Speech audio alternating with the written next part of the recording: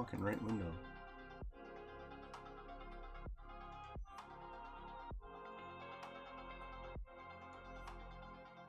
There it is. Alright. Cool. I'm gonna go get my beer and check on my mozzarella bites because I'm a fucking fat ass today. Okay. I'll be right back. Yeah.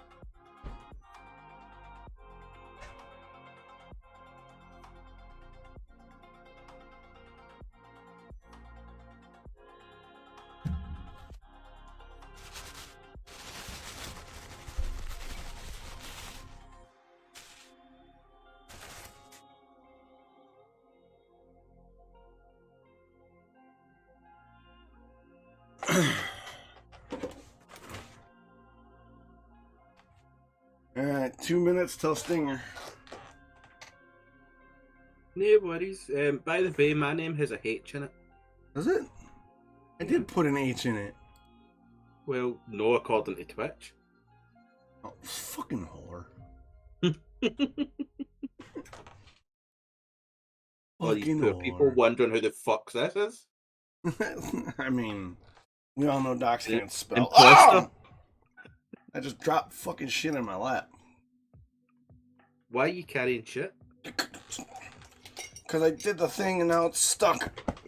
Okay. That's why you go to the toilet. Shut up. Alright, we got 1 minute. I gotta get this done before the Stinger drops. Ah!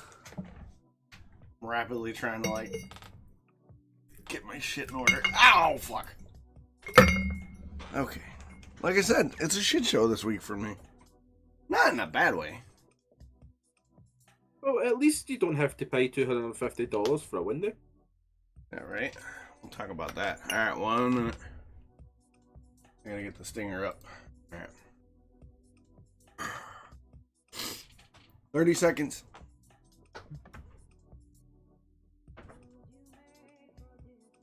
Well, I'm just going to mute myself until you start talking to me. Alright, sounds good. Oh, I gotta mute the music too.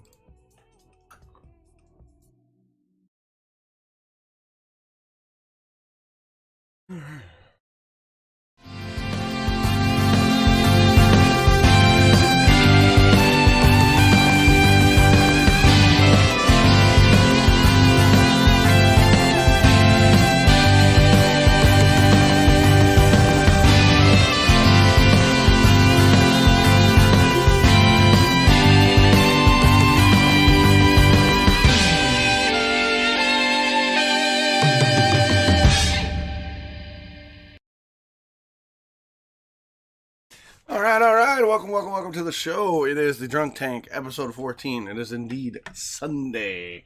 And I'm dropping my fucking beer opener. It's going to be a show. It's going to be a show. I am your host, Dox Ryan. The guy over there, that's Chris. Say hi, Chris. Hi, Chris. What's up, buddy? Not bad, not bad. How are you? I am in the midst of a shit show weekend, but not like a bad shit show weekend. Well, I mean, there was some bad, but not like, oh, the world is ending shit show. It was just like a series of unfortunate events. Oh, right, that kind of weekend. Yeah. I mean, I made money streaming this weekend, so it can't be that bad. And I didn't change the now discussing shit, because I'm a professional. Again, Just so for you that we've actually, like, I mean, it's not as if we're 14 episodes deep and we really should have a handle on this kind of stuff, but no, it is what it is. I blame the weekend. I blame the weekend. God damn it. Oh, okay. Now I think we're correct. Now I think we're covered correct. As I said, shit show weekend. So before we get to my weekend, how was your weekend so far? What you been up to? What you been doing? I've had one of the kind of weekends where it's like, party, it was really, really good, really, really fun and drunk and celebrating and all that. And then there's other bits where you go into like social media and it's just people just constantly moaning about things, but trying to justify other things because it's something that they don't enjoy, but because they don't enjoy it, the people that they enjoy it must be wrong. But in actual fact, if everybody just left everybody to enjoy what they enjoy, then it would be a much better world that we would live in. So I'd say mine's has been up and down mentally as opposed to anything else. Yeah, I could see that. Social media, as we talked about in other episodes, is one of those things where, like, you could take it or leave it. Half the time you want to leave it, but then sometimes, depending on where you're at, you kind of need it. Yeah. So, yeah, I could see that. Social media is one of those things that I have a love-hate relationship with it. I need it to grow the business, but I fucking hate it because I'm terrible at it. I can never, like, I struggle with, like, the simple answer is just post it anyway. But for me, I struggle with social media because I'll write a tweet out. Like, I'll have a random thought or whatever, and I'll go to tweet it out because, that's what they say you should do to increase your brand. Just, tweet your thoughts and get people to know you and whatnot. Because if all you tweet out is, like, your business stuff, people don't tend to get to know you. So, like, I'll come up with something that makes me laugh, or I'll find something that's of interest to me, and I'll write out a tweet, and then I'll delete it because my brain goes, no one cares. No one's going to find that interesting. Why would you do that? Yeah.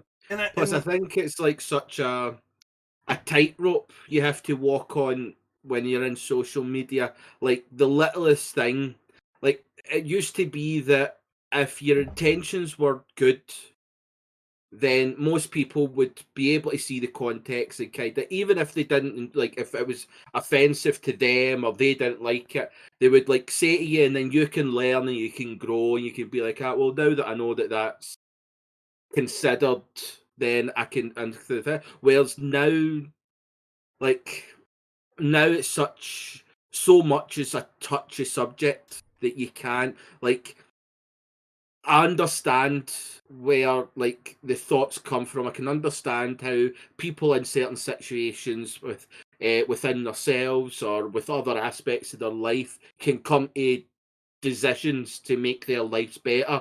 But I feel as if in some cases they have too much of a expectation that the rest of the world can just immediately follow suit. Like, there's so much that people want an immediate change that you'll never get an immediate change. But what you have to understand is there's a lot of people out there that want to change, they want to time it, and just in certain aspects of their life they might just drop that ball that little bit. It isn't something to time it. So like, one of the things that I have, like, a issue with, that I'm still trying, like, I'm trying my hardest to get to grips with, is the pronouns thing. Yeah. Like, just from growing up and that kind of stuff, it's just like, and as soon as if I say a certain pronoun, somebody turns around and goes, oh, well, actually, I don't associate this is I'll be like, no, that's cool. I'll time me that. But it's like so many immediately aggressively attack you for don't assume. So well, Yeah, let's remember that it's if people want to change when they're educated, then let's actually work with that. Don't just assume that everybody that doesn't do it first time is a cunt. yeah. Like it's just like you can't assume or moan at somebody for an assumption when you yourself are now assuming about their intent. Like some people just time it as like when I was growing up, it was there was two. That mhm, was it. yeah, I'm now like within like social media and other aspects of my life, I'm trying to revert to the kind of words that everybody can fall under sort of yeah, thing. But even at that, the words that everybody can fall under, you still get people that don't want to fall under that. So no matter what you do, you'll always be wrong to someone. And there has to come a point where you go, right, well, there has to be a stop to that. There has to be a point where you go, well, I don't give a fuck now. Like, I don't care what you do in your life to make you happy. As long as it doesn't hurt me, right. I'm cool with that. But you can't expect everybody to just change overnight. You have to be able to educate and allow people to make the mistakes to then learn. See if they make a mistake with the intention of being an arsehole, by all means make sure that they know that they're an arsehole. Hmm. But if someone makes the slight mistake and you like I'll happily if somebody turns around and calmly says, "Oh," and gives their points against it, I'll be like, "No, damn, I was wrong. I apologise. I'll work on that." Simple as. But it's the immediate aggressive attack that you're no longer allowed to make a mistake or a fuck up or something that you've like. If it's something I don't know, how the fuck am I supposed to know? Yeah, that's the main thing with me with social media. Like, I'll come up with like a funny thought, or I'll just have some random ramble in my head, and I'll type it out, and then I'll before I hit tweet, I'll proofread it and be like, and then so I end up deleting it, even though like when I read it, it's not offensive in any way. It's just like once I delete it, I'm like, yeah, it's for the best. No one would have cared anyway. And then, like you said, the pronoun thing, I'm living with that here in the house because my kid, Yeah. just recently had an argument, not an argument, but a discussion with us about how they want to be they and no longer her. So yeah, Yeah, that's it's fair. it's a Once you know minefield. you Mm-hmm. can accommodate, like that's the point is once you know something most people in that situation will be accommodating to it. They'll go out their way to accommodate it, but the problem is by aggressively bullying people that make mistakes, all you do is push a bigger divide, because you'll have people on the other side that will see that and immediately go, everybody on that, even though it's a small minority, but Mm-hmm. everybody in that boat now comes under that. They're all aggressive. They're all, and it's like it's a minority, but this is the minority that are getting the views. This is the minority that's getting the voice. Yeah. Most people don't care as long as if they say to you, "This is who I am," as long as that's accepting. Then what's the problem? Like I know I'm not perfect. I make mistakes. I There's make certain mistakes all the things that time. I like that other people don't, but I fully wouldn't expect everybody to like the things that I like, because here's a crazy thing that might go against the norm is everybody has their own fucking life. Right. They all Everybody's got have their their own own preference. likes and loves and hates and dislikes, and it's allowed that someone likes something that someone doesn't, and they can still get along. Yeah, It's a yeah. crazy. I know it's a crazy thing to think, but it can work if people stop being fucking assholes to everybody they come across for You no reason. you would think that would be easy. Like this week, like you said, you're just chilling this week. Like this weekend for me has been kind of a shit show because I went to work and work was, kind of slow. It actually crawled by. I was like, all right, hopefully the weekend will pick up. Well, I picked up my kid ran to the store, right? Grabbed some stuff for dinner. Friday was all right. Friday was not horrendous. But we get back from the store. Yeah, this happened on Friday. Yeah. So I retract, Friday wasn't horrendous, right? We get back from the store, and we're unloading the little bit of groceries that we got for dinner and whatnot for the evening.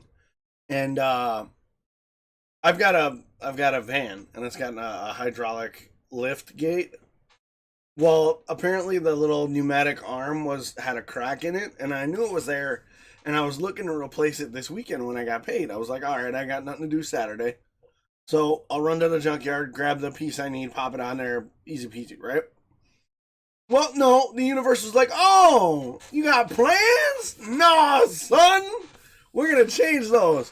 So we're unloading groceries, and my kid is, she's standing outside the lift gate, or they're standing outside the lift gate. Correction on that. All of a sudden the lift gate kunks and then goes down. The whole thing swings down, smashes, and then my back fucking window explodes. Just boom everywhere, right? Like somebody hit that bitch with a shotgun. And I'm like, fuck! I was planning on replacing that part this fucking weekend. Right? So I'm like, oh, well, nothing I can do about it. So Bernadette and I go out there, scrape all the glass up, put plastic on the back of the window, looking all like hoopty ride. Right? Run over, get the food, because we already paid for the food. So go get food, eat dinner, call the auto shop on Saturday morning and be like, hey, what's the deal? They're like, yeah, we can do that, but we can't get you until Wednesday. I'm like, fuck! So, and then Saturday, I go to the grocery store to get everything, and now my budget is decreased because I gotta drop a chunk of change on a back window, and everybody seems to be like in a bad mood at the grocery store, and I'm like, bitch, I don't got time for y'all's attitude. My window's broke. I got limited budget. My girlfriend dropped someone off, and she almost got T-boned in the van. Like it's been a series of unfortunate events, and it's like, oh. And then my kids' headphones that they got for their birthday just stopped working. So they've had them for like 2 weeks, and they're like, Dad, as I'm streaming last night, they come down and go, Dad, my headphones broke. I'm like, they're brand new. What do you mean they broke? So this morning I gotta get up and refund them with Amazon, run out to Best Buy, get her a fucking another pair of headphones, drop her off to her mom, come home, the fucking lawnmower won't start to cut the grass. It's like, ah! I'm like, you know what? I'm gonna be a horrible human being, and I'm gonna make deep fried snacky bits for the podcast and drink beer and not worry about it. Speaking of beer, what are you drinking this week? I'm drinking one of the beers you asked me to pick up. Mm-hmm. I am drinking Estrella Damm. Estrella Damm, huh? Yes, Hot damn! It is it's the oldest Spanish beer, as far as I'm aware. Really? I had a wee read at the website. The website's something fucking different, I tell you that. Is it? This is the only, like, they have like 2 beers. That's it. And their website is basically just about how, like, they're doing, like, they're trying to save humanity. Like, what? They're trying to save humanity with beer? Yeah, like, well, I don't think it's with beer. I think it's kind of like they've got a whole like situation where they're trying to clear up the oceans, and they're trying to do this, they're trying to do that. Like, there's just a whole bunch of stuff that they are doing, like, for sustainability. But, like, if you go check out their website, because there's whole loads of different things, and it's a case of they have like 1 beer or 2 beers. I'll give you 2 beers. But as far as I know, the beer it's the oldest beer in. I'm going to look it up. Fuck it. Okay, I'm looking it up. Well, I'd rather look it up and just sign me it, because it's the original recipe from 1876. Damn. And I'm pretty sure it does say somewhere that it's the oldest Spanish made beer. Which seems like a pretty cool fucking thing. But yeah, so it's like, it is actually quite nice. I mean, here it's like, I wouldn't say it's quite like Budweiser generic level. Right. it's sort of more like, see, like you're over here, you have like your Peroni, which is like a little bit more of an expensive beer. Like if you go to a bar, the likes of like your Carling, your Budweiser, your Tennant's, your Miller. Those are the sort of like the low budget ones. They're the ones that everybody drinks. It's Those cheap, are the it's standbys. cheerful. Yeah, like it's same with like your Stella Artois and that. Like that's your generic. But then you have the likes of Estrella and Peroni, Corona as well. Corona can sometimes set you back an extra pound or two on a pint, but it's sort of the much more. It's not the working class beer. It's the if the banker wants a beer, if you don't want to go craft, you're going to the putters, you get a pint of Peroni or Estrella, and it kind of other people look at you like, look at this rich fucker there, look at this rich bastard over flashing here. the cash. Like, how fucking dare he? That's the motherfucker we roll when he leaves the bar. That's how that goes. But it's I mean it's better than Budweiser. I'll give that much. Right. But again, it's just for me. Because I prefer craft beers and ales and lagers like that. Yeah, me too. It's hard to get a taste for it. Like I picked up 4 because they come in 4-packs. So right. I mean, I'll drink them, but it's not a beer that I would go out my way to buy. More often. But that's a personal. It's a nice beer. It's crisp. It's refreshing. Yeah, it's crisp. Like, it's for a good see for the hot weather. Like, see for like Scottish hot weather. I was like, you want to rethink that? Well, yeah, like because like hot weather, like if you're sitting at like 15 degrees, it's nice and toasty outside. You're having your taps off. You're having the sunshine beating in you. It's 75. A good beer for that. 75. So what's that? 30. So it's like 32, 35 Celsius, 75. I think the last time Scotland hit 32 degrees Celsius was around about. I think it's the same time that the T-Rex started roaming the earth. Well, I'm pretty sure that's roughly. You just need some more smog, baby. You just need some more smog. You'll be all right. See when Scotland was a tropical. When Scotland was free.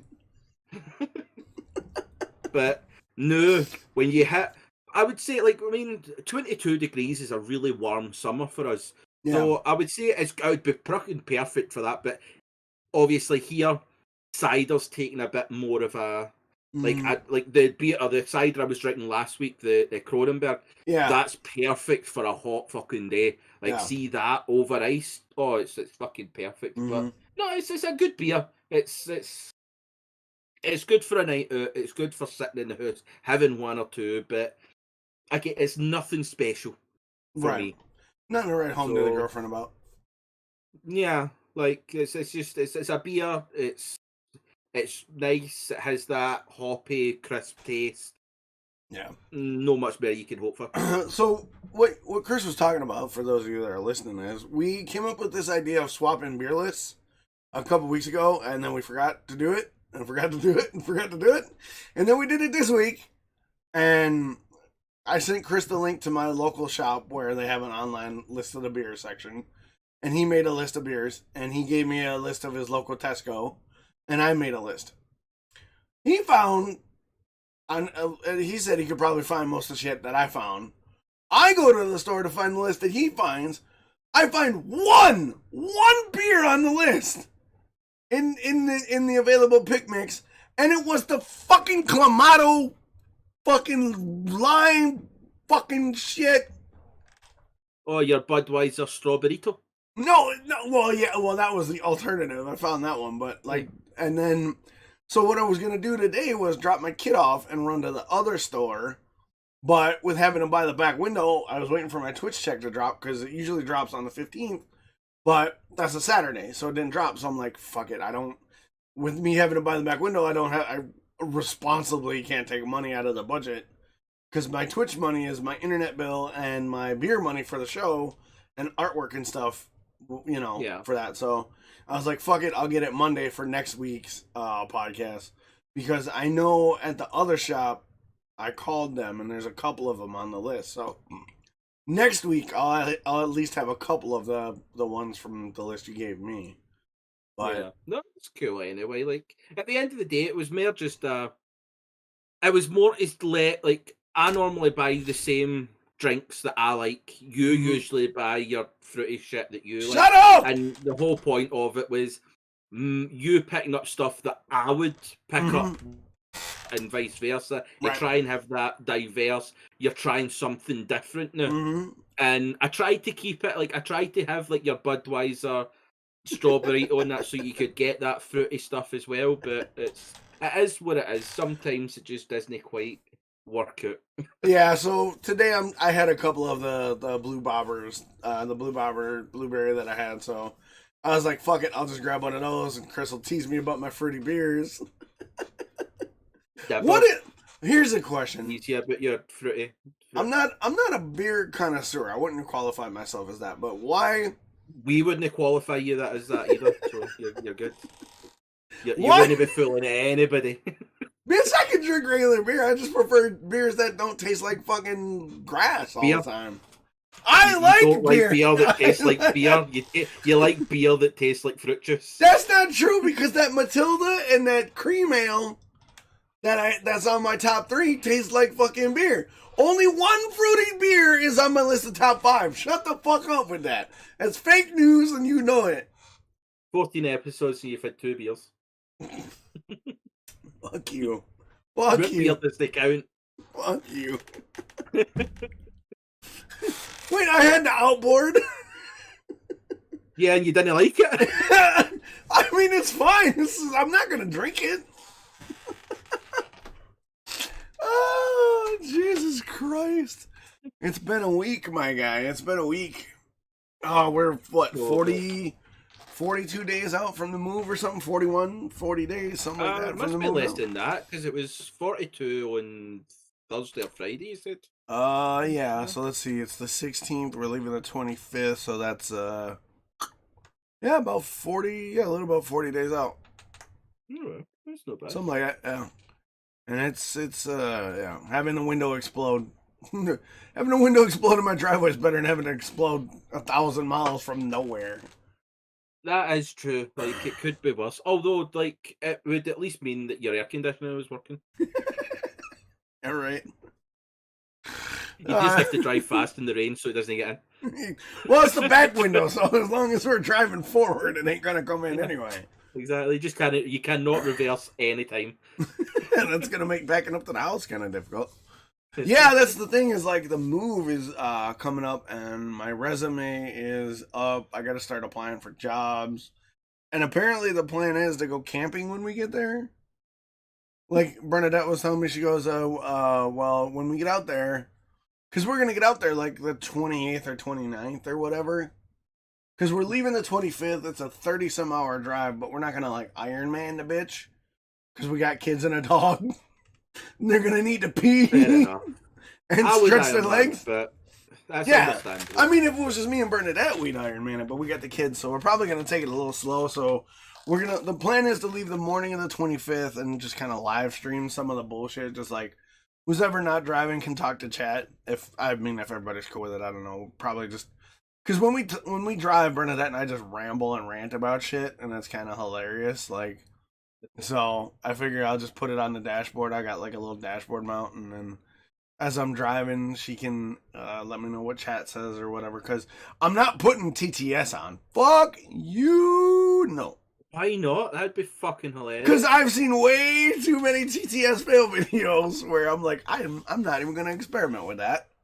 Well, that's actually upsetting for you to just assume that the people of your community would be that upsetting to you. Like that. It's not my community I'm worried about. It's the random fucking trolls.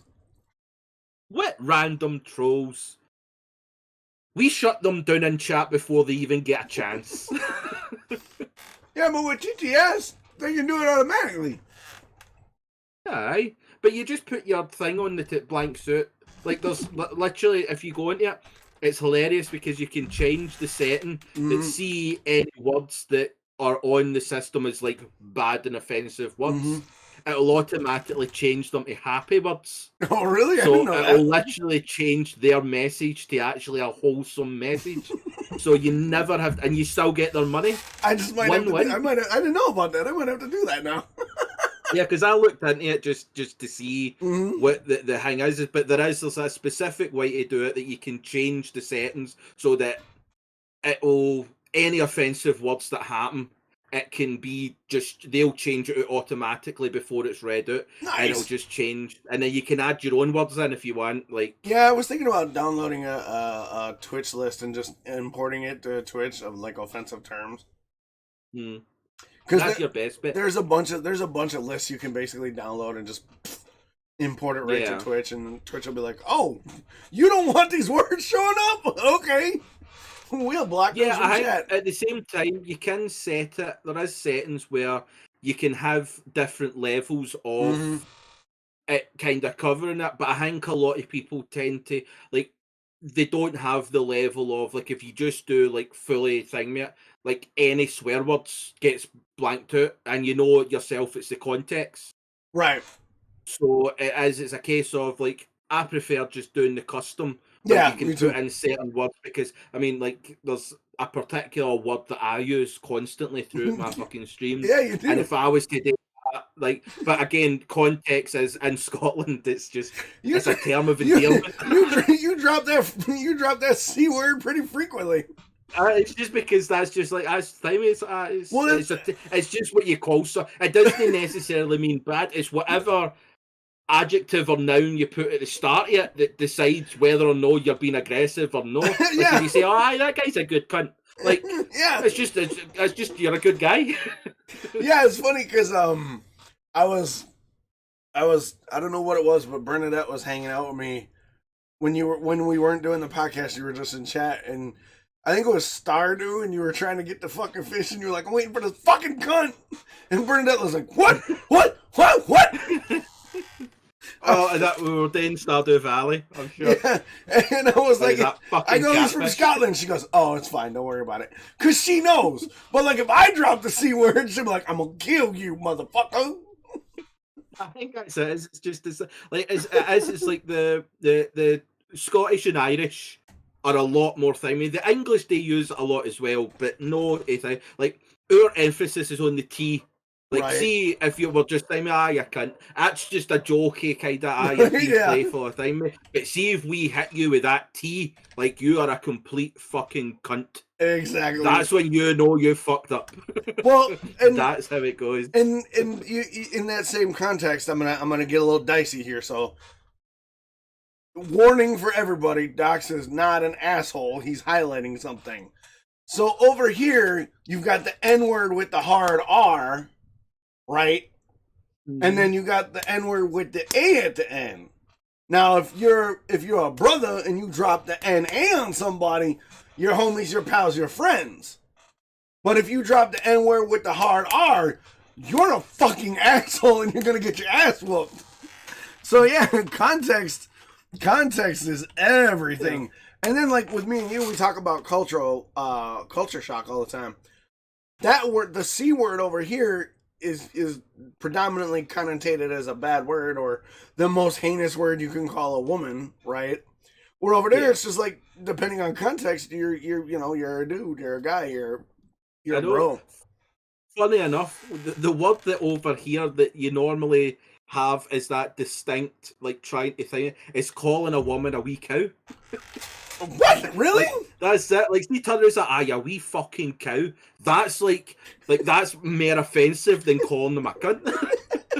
That's the craziest thing about it. Is that you think me? Like you'll turn around and go like, that guy's a cunt. That's it. That gets played off, but see, so that wee fucking cow. And media's like, what she done? What is she done? Yeah, it's kind of like calling somebody a heifer over here, be like, you fucking heifer. What'd you say? I called you a fat bitch. That's what I called you. Because I can always remember the first time when I'd met an American and I dropped the C-bomb or the see you next Tuesday. And that was the time, you mean see you next Tuesday? And it was that kind of, no, I meant you cunt. And then it was the to left her where you kind of go, oh, aye, they find that offensive, don't they? Well, That's why she was quite. She was acting like a cunt. That's why. That was why. exactly. It's because I called her out in her cuntish behaviour, and she didn't like it. Yeah. Well, you think about it. Like, if you call someone, what's the term, bae? Bae over here is like my boo, my boy, my man. But like in like Finland or somewhere in Scandinavia, bae means shit. Yeah. So basically, you're calling your boyfriend a huge piece of shit. And it's funny to In me. a lot of cases, that kind of works as well. Like, so his context works in that sense. Well, I think it's hilarious because George Carlin, the great comedian George Carlin, always had this bit, and I'm not going to do the bit because I can't do the bit justice. But the crux of the bit was words are just words, and then he would proceed to drop every racial slur he could think of for like Asians, blacks, whites, Jews, everything. He just dropped them for like 5 minutes, and you just hear the crowd go. You know, just dead silence, eyes wide, and then he goes, those are just words. And then he'd pick one or two of the really bad ones, and then he'd say, well, if I called you,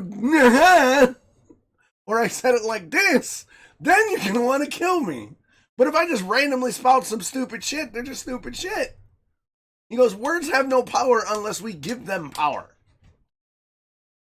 True. I can see how, like, that is a true statement, but at the same time, I think it's also that's where the fine line comes off. Well, you don't get to decide what offends someone else. Exactly. You don't get to decide if you hurt someone else. It's like if you break up with somebody and they get hurt, like, and it's a heartbreaking moment for them, and you turn around or you cheat on somebody and it breaks their heart and all that kind of stuff, and you turn around and going, oh, well, it was only that, it wasn't really thing. Yeah. You don't have the right to decide how you hurt. See, if someone tells you that you've hurt them, you've hurt them. Yeah. You don't get 100%. to decide whether or not you have.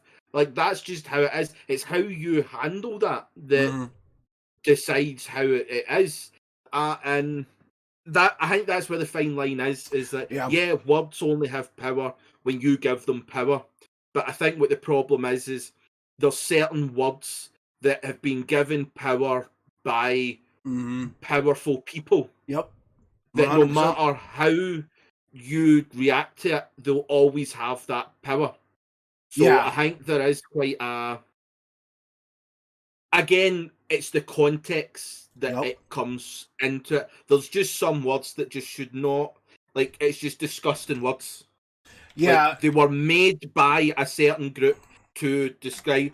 It does not matter who says it, in what context, it is a disgusting word. Yeah. But in other senses, there is a lot of words, my word included, that in different places will have a different reaction. And again, it is like, as much as it's hard, again, it goes back to my first point at the start of the podcast. So I know how Americans don't like that word, so I'll try my hardest not to use it when in the company of Americans, because it's just, I know they don't like it. Like, they find it more offensive than anything else. But at the same time, I would appreciate it if people from other cultures would understand that it's part of my culture. It's part of my existence. And that you have as much right to change me as I have to change you. Because in my thing, I could be turning and say, well, I'm Scottish, I'm going to say it, you'll just have to go on with it and deal with it and accept me as I am. But at the same time, that's where the swing can kind of go, is that if I'm saying it in an aggressive manner, in a hating manner, by all means, I'm an arsehole. But if I'm saying it just in the context of we're having a laugh, it's a term that we use here freely, then don't be an arsehole about it.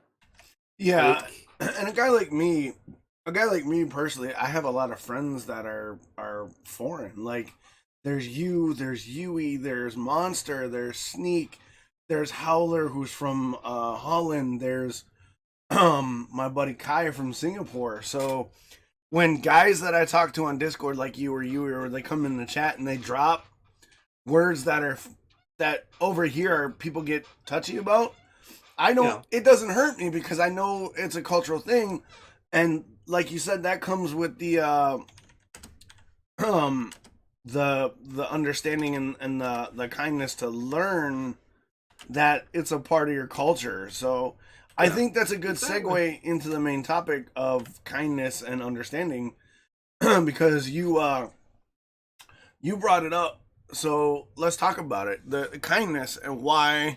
What you said, kindness. Why we can't live in a world filled with it. What do you mean by that? Well, it was more that it wasn't a kind of like why we can't live in a world. It was more of a why can't we live in a world full of it? Like, why are there so many people that use their power in life to be unkind? Why are there so many people that go out their way to be nasty or argumentative or aggressive and just downright arsehole? Mm-hmm. Like, Downright cunts. Aye, downright cunts. Downright But cunts. it's like there's just so many people that it's not so much that there's some people that have a belief system, and I understand that, right? When their belief system impacts the lives of others, your belief system is wrong.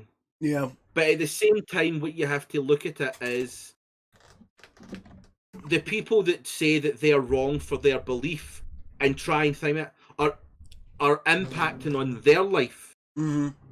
So it's a battle that's back and forward because you're both fighting for the same thing. You're both fighting for your belief.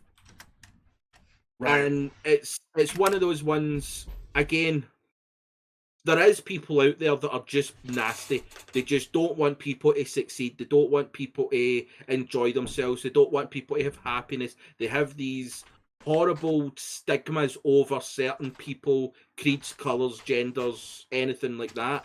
And I think what the problem comes with is that, see, if everybody was just to allow everybody else to enjoy themselves, what do you you'd think probably have a better time. I don't really know. I've never really been able, because as soon as you ask somebody that's in that board, they become aggressive and argumentative, as if they are knowing they're wrong. But it's just that kind of way. Like, the last kind of week, I've been watching a lot of videos where of people that are like just random acts of kindness. It's like people stopping in the middle of the road to help someone cross it. It's people returning a fucking purse that they've found. It's people helping a homeless person in the street. It's people helping animals in need. It's the fact that there's on YouTube, there's countless videos of these people being shown as if they're going against the norm, which it shouldn't be. It shouldn't be a thing to have all these videos. Oh, look how amazing these people in an act of kindness, because it should be a normal thing. We should all be doing that. Like, it used to be normal, but it never was. Let's be real. What do you mean? Well, it's one of those ones, since man existed, you've never had constant kindness. There's always been someone, it's greed. Like, no matter where you are in the world, there's always going to be a group of people that do not want kindness. They don't want to give kindness. They don't want to show kindness. They just want to be arseholes. Right. And, like, at no point in history has there ever not been that. You just have to simply look at war and how constantly, for the last, 1,000 years, 2,000 years, 3,000 years, there's always been a war somewhere in the world. Like, there's always been a war, be it over fucking oil, over sand, over religion, fucking something. There's always been a war. So there's always been hatred in the world.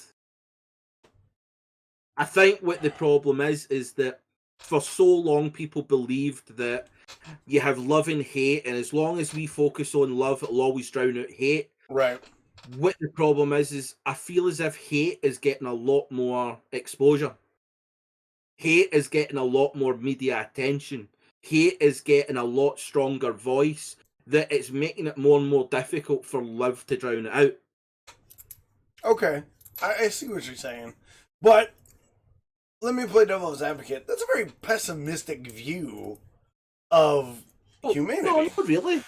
I mean, let me explain before you jump in, because from a species standpoint, I would agree that there isn't kindness as a whole, but there is kindness in communities. There have been nations where egalitarianism and altruism have been the mainstay, but the problem, like you said, is that greed and the quest for power and things like that seem to override the much more peaceable emotion of kindness. Now, I would say that to your point of the media, yeah, if it bleeds, it leads 100%, because that's what's going to sell the papers, that's what's going to get clicks. But I don't think kindness is as rare as you were saying it was. And I know you're trying to make a point. I'm not saying that you are basically denigrating kindness, but I think kindness is one of those things that is something that people view as, now, especially nowadays, like a weakness, or it leaves you exposed. And I don't see how that would be the mindset, that if you do something kind, it's gonna leave you open as a sucker or whatnot. Because me, I do random acts of kindness all the time. Like, I was just out with Sammy, my kid, and we were in the store, and there was an elderly woman, getting a gallon of milk, but the milk was on the way bottom rack, like near the floor. She couldn't bend down, so I walked up and said, "Ma'am, can I help you?" And she was startled. She was like, "Whoa." I was like, "Do you need a gallon of milk?" She's like, "I can get it myself." I'm like, "Okay, but way easier for me to bend down and grab you a gallon or two."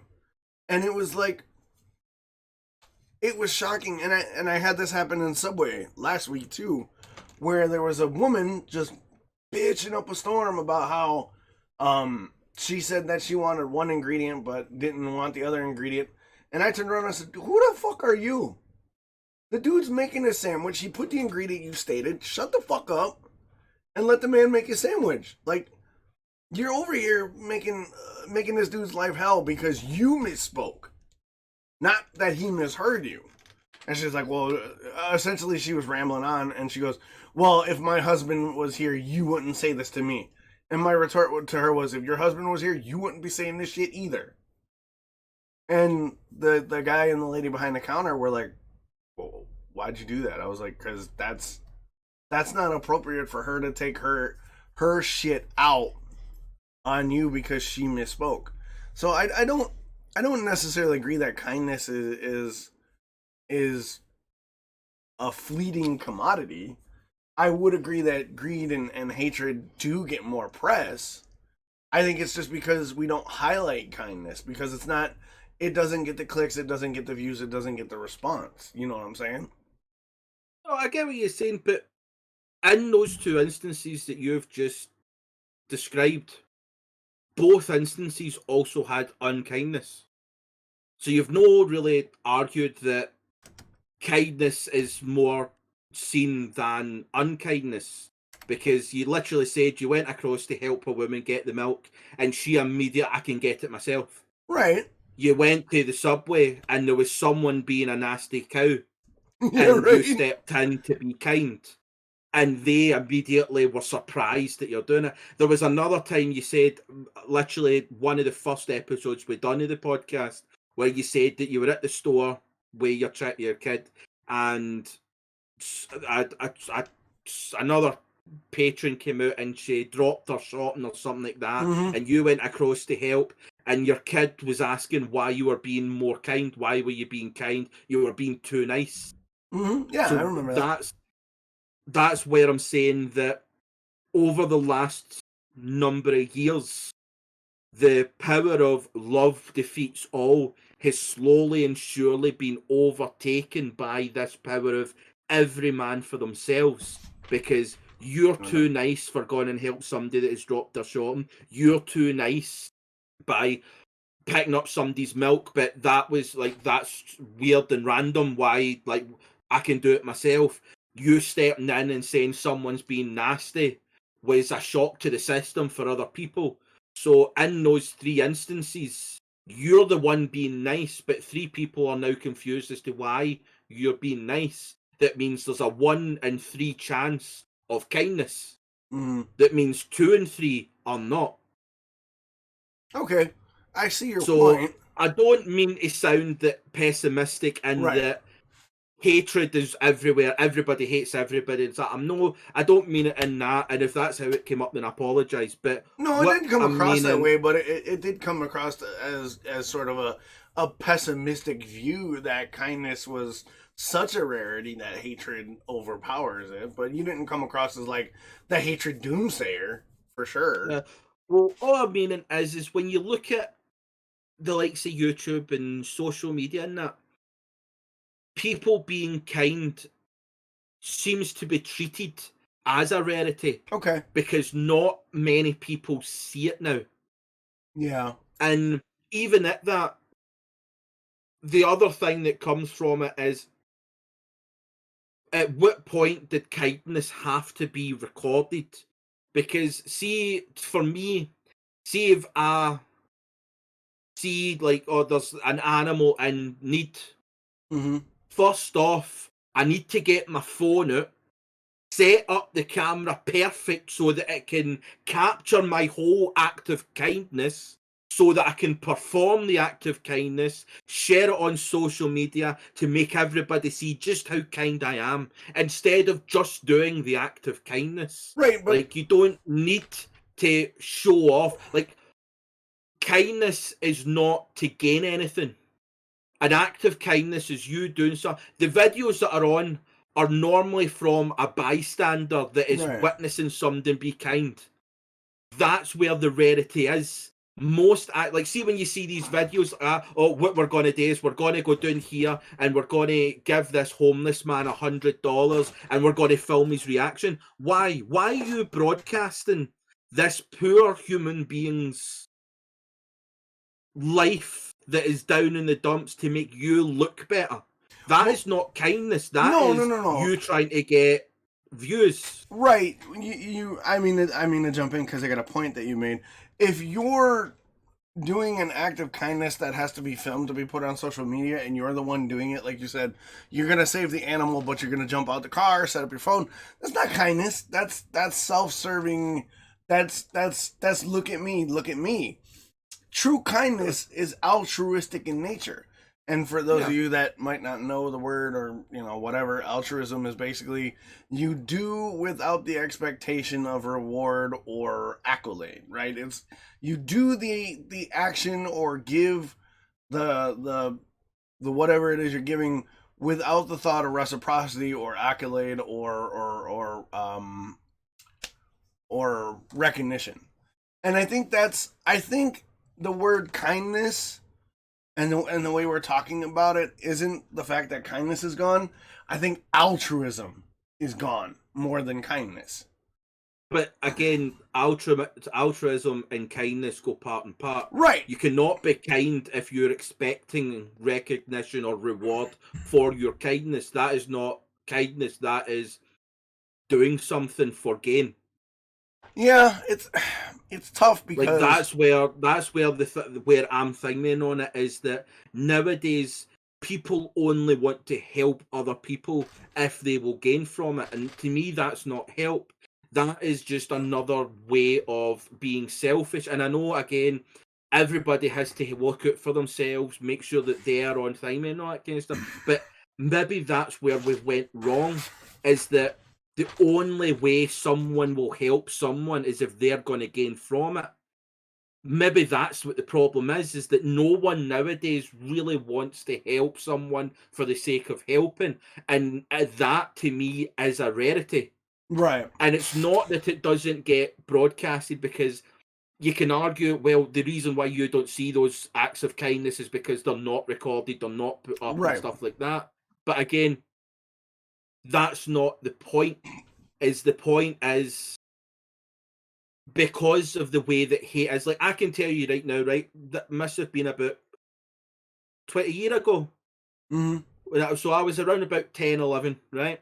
And there was a story about up the road. Now, where I live, it's the East End.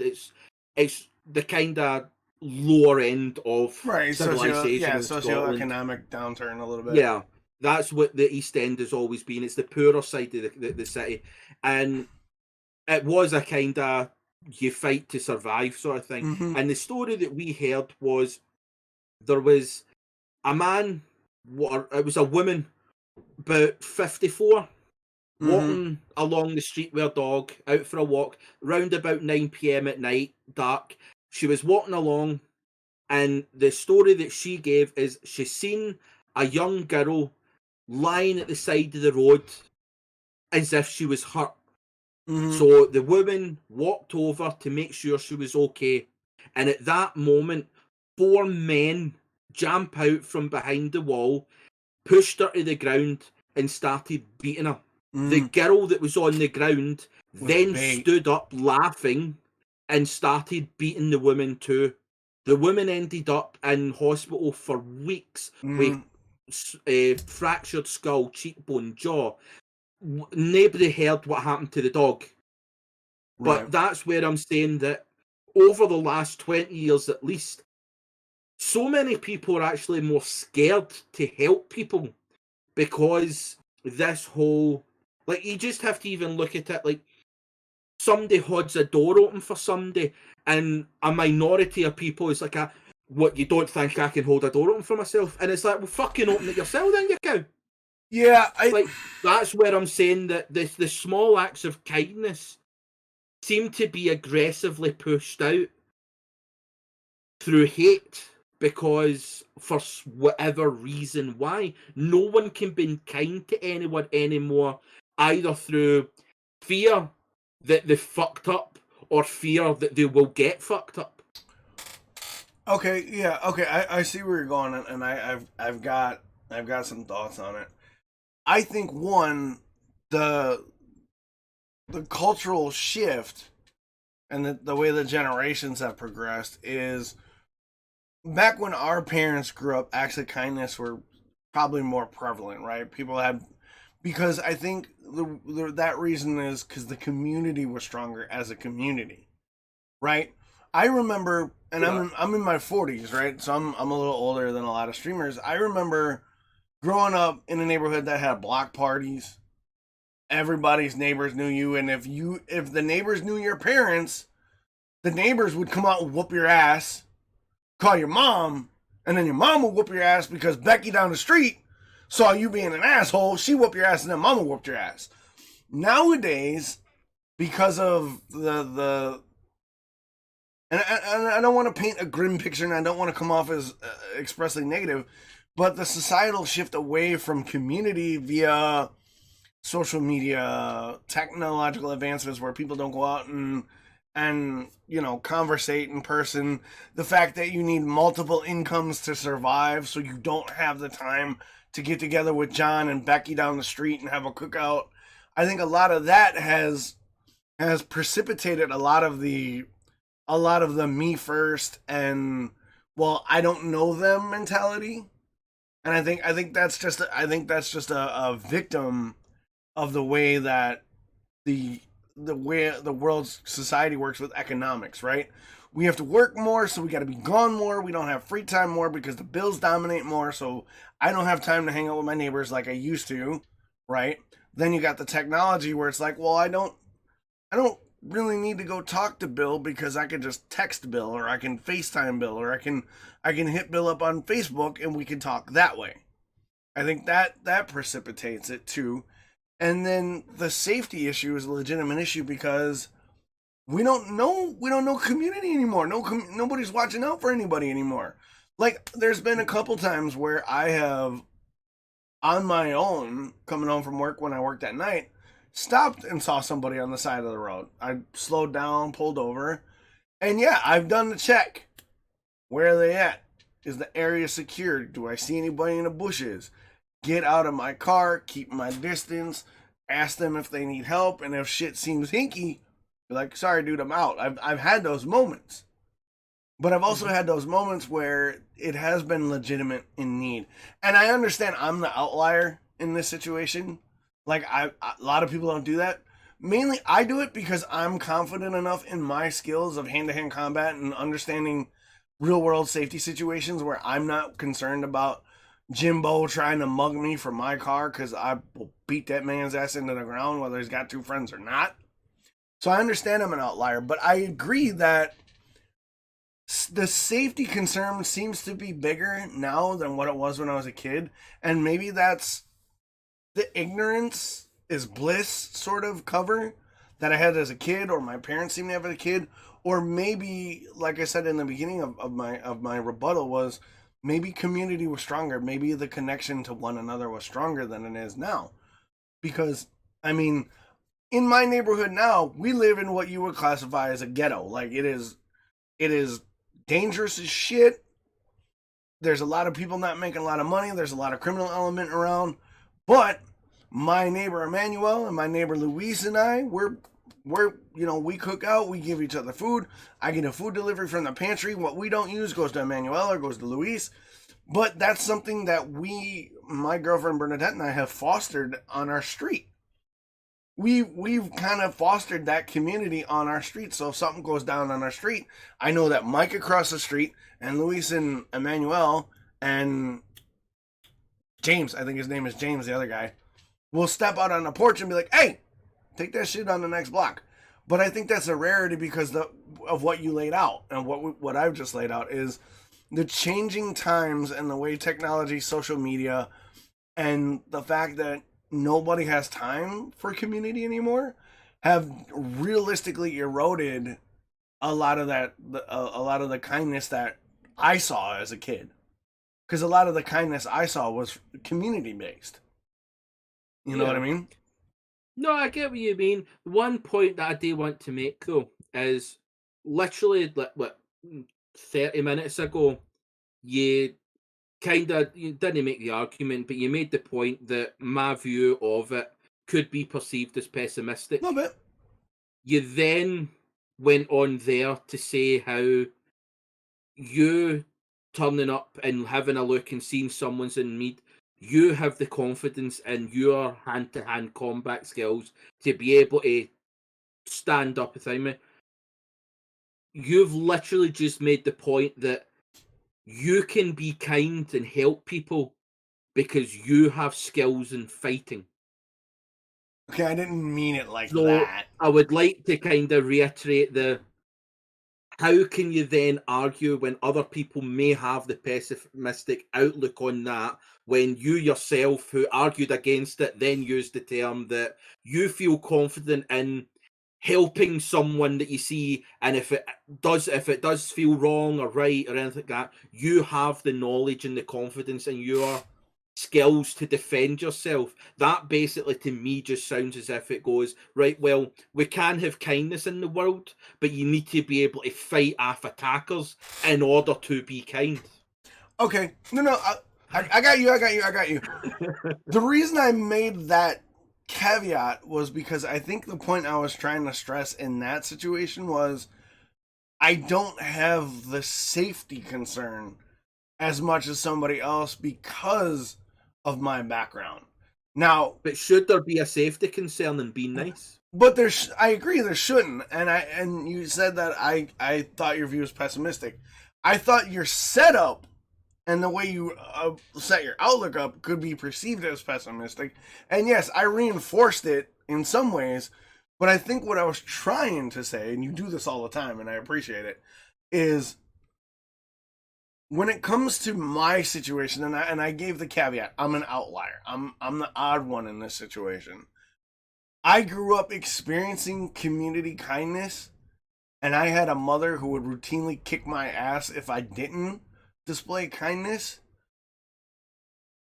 But all my kind efforts are, for one, in my estimation, safe for me to do because I understand the surroundings of the area, and two, I'm also aware that other eyes on me, so when I do those acts of kindness, I do them consciously knowing that people are going to be like, what are you doing? And my hope is by doing an act of getting the milk for the old lady, or stepping up for the subway people, or helping the woman who dropped her purse in the shop, that maybe that my act of kindness, consciously knowing it's being viewed by other bystanders, may inspire them, like we do with this podcast, to one, ask the question of why did that guy do it? Two, why didn't I think to do it?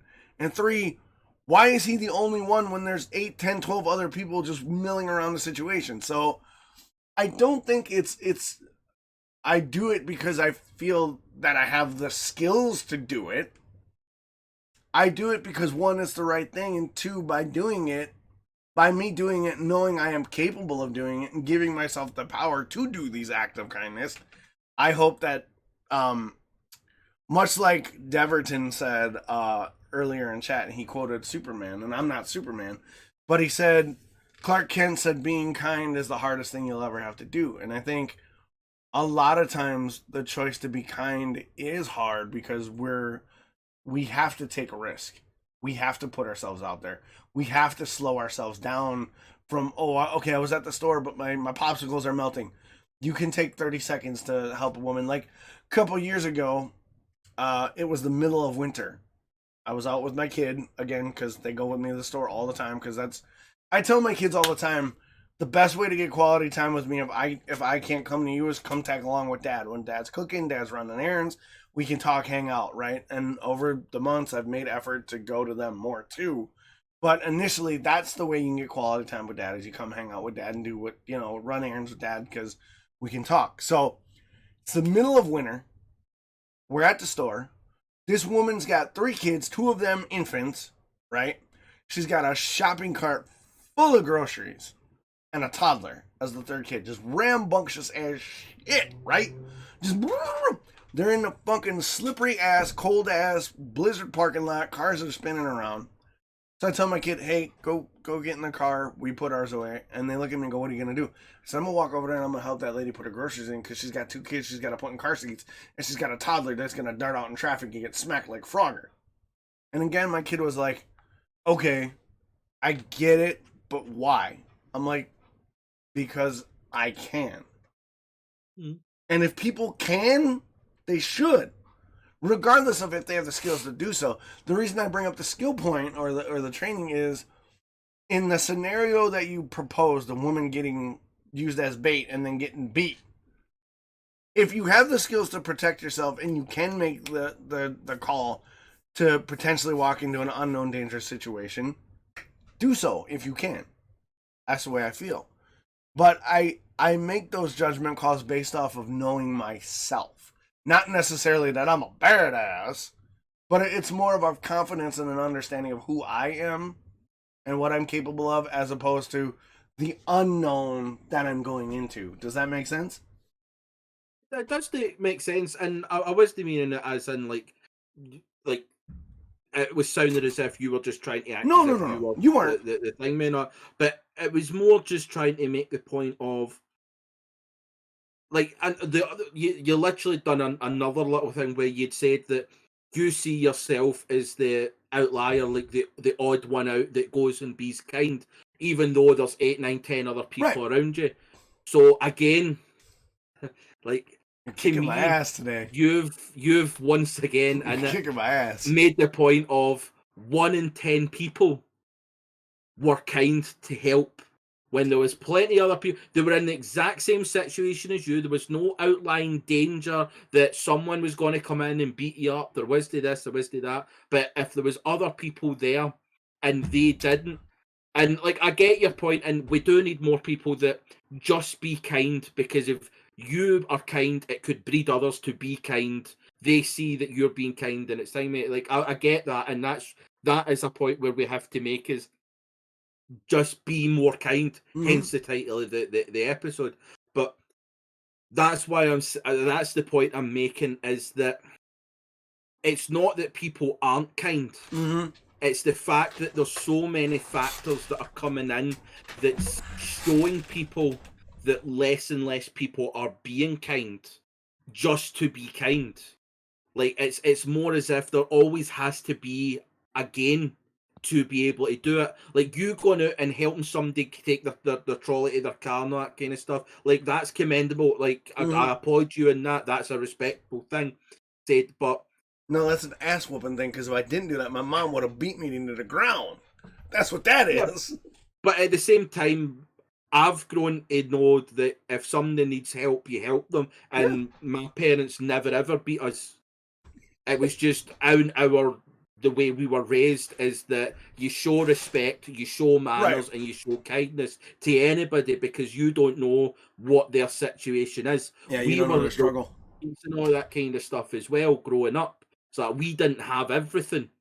Like I've said countless times that to me, I've had one of the best childhoods I think anybody could have. And we spent our childhood Sundays at a garden centre with my parents playing hide and seek and tag because my parents couldn't afford to take us anywhere else. Yep. We spent our quality family time either at home or at stores because like I do we could afford it. So it's like, I don't think you can argue that it's the parents' faults or anything like that. Personally, I still think it's society's fault and what's being perceived as the new thing. And it's one of those things that I would really, really love somebody to be able to come with a solid argument to prove that love is still the more powerful.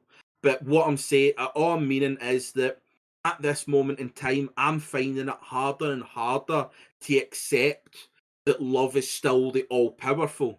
That I'm saying that hatred seems to be in a lot much. Like, look at the last, like, we're in May, right? Look at the last 5 months in the world, 2021. Last year, don't even look at last year, right? Look at the last 5 months right now. You had the Capitol building, right? Which was hatred spurred on by hatred. Let's be honest. 100%. Right? 100% agree. You look at the other aspects of things like that that's happened. Look at the other protests and the riots, right? That's happened from hatred perceived by hatred. You look at the moment, we've got demonstrations happening in our city centre over the Palestine, Gaza, Israel fight that's going on just now. That's hatred being spurred on by hatred. Okay. I've got a anecdote for the Capitol building one. I 100% agree that the Capitol building thing was hatred spurred on by hatred. But even in that situation, there was a story that came out about a Capitol police officer who antagonized a group of insurrectionists, let's call it what it is, who purposely antagonized a group of insurrectionists to lead them away from an entryway that if the insurrectionists hadn't been antagonized by this, let's call it this African-American officer, they would have had access to the congressional chamber where the senators were. So it's not necessarily an act of kindness that I'm trying to highlight, but it was an act of bravery and, in some ways, love, because the man basically waved a stake in front of a bunch of rabid dogs and said, "Come chase me, bitch," so that other people who aren't, in my opinion, very good people were to be safe. So even in that moment of darkness, there was still a light of kindness in there. But I get your point in that instance. I totally do. But I wanted to kind of highlight that because that's one story that if we were doing the podcast, we would have been talking about that. Because again, that would have been what we would have brought up. Right. But what you have to look is, it's been 5 months since that day. That is the first time I've been told that story. Oh yeah, I didn't get national attention. You had to look for it. But that's what I'm meaning is, in this day and age, hatred is getting a much bigger voice than it used to get. Yeah. Love was always the conquer. It used to be like, one thing I want to point out, and this might be a political thing that other people might think me.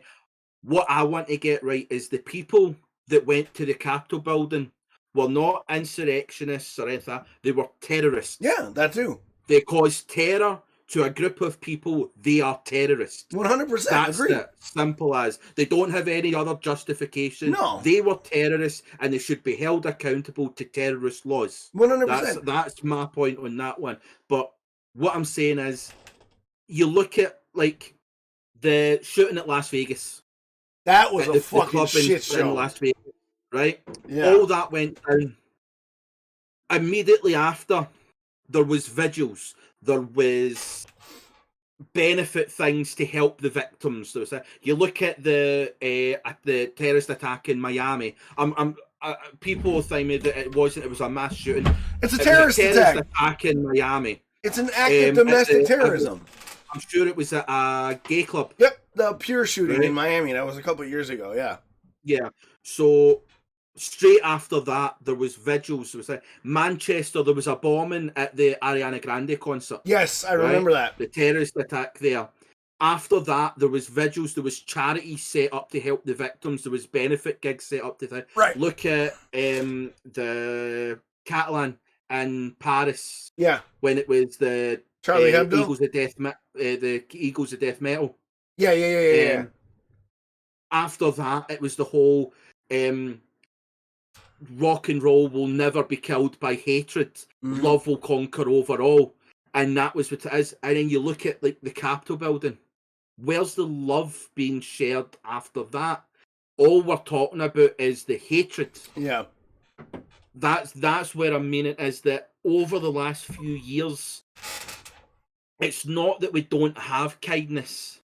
It's the feeling that kindness and love doesn't have the impact that it once had. That hatred and dislike is getting a lot more traction and it's making people uneasy to think that, like you said, or like I said, is that people are getting scared to be kind because they might hurt or upset or be hurt or upset themselves. Mm-hmm. It always has to be again. And that's the point where I'm making that I don't mean that there is no kindness. Like, as I said, I put up that video, or I've put the video and stuff like that in the chat. You go onto YouTube and look up random acts of kindness. There's countless videos of it. But the point that I'm meaning is, why can't we live in a better world where everyone just is kind, everyone just helps everybody? Why does someone have to have more than someone else? Why does someone have to go out their way to be a cunt?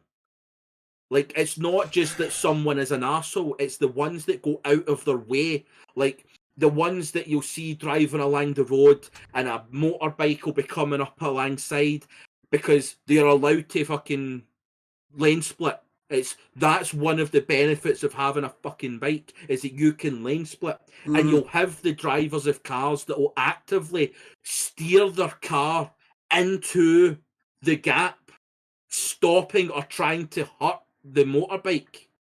And you're like, there was no need for that. You're just being an arsehole to be an arsehole. It's not that you are an arsehole, it's that you are an arsehole and you're trying to show off how you are an arsehole.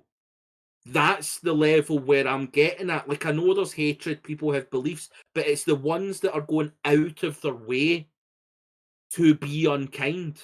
There's no need. It's the ones that you see that like the videos that you see sometimes spread their social media, and it's like, oh, look at these deer or this animal or something like that, and you'll have someone that will go out of their way, they'll climb fucking 40 fences and run 300 yards just to kick it. Okay. That's the point I'm making, is that it used to be that you would have this outpour of love to kind of go, no, but look at us.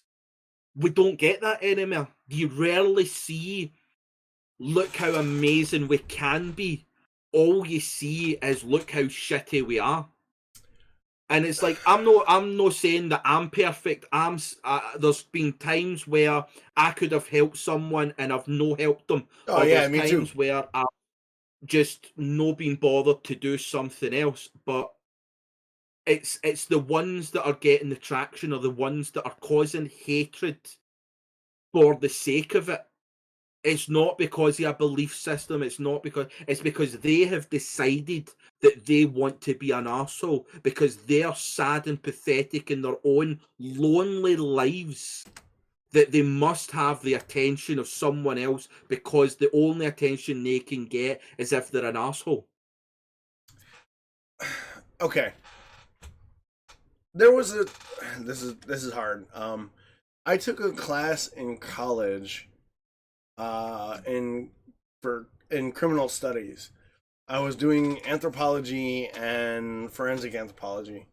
And in this criminology class there was we had a discussion similar to this, and the lecturer at the time said that a lot of unkindness can be attributed to what they call cultural despair.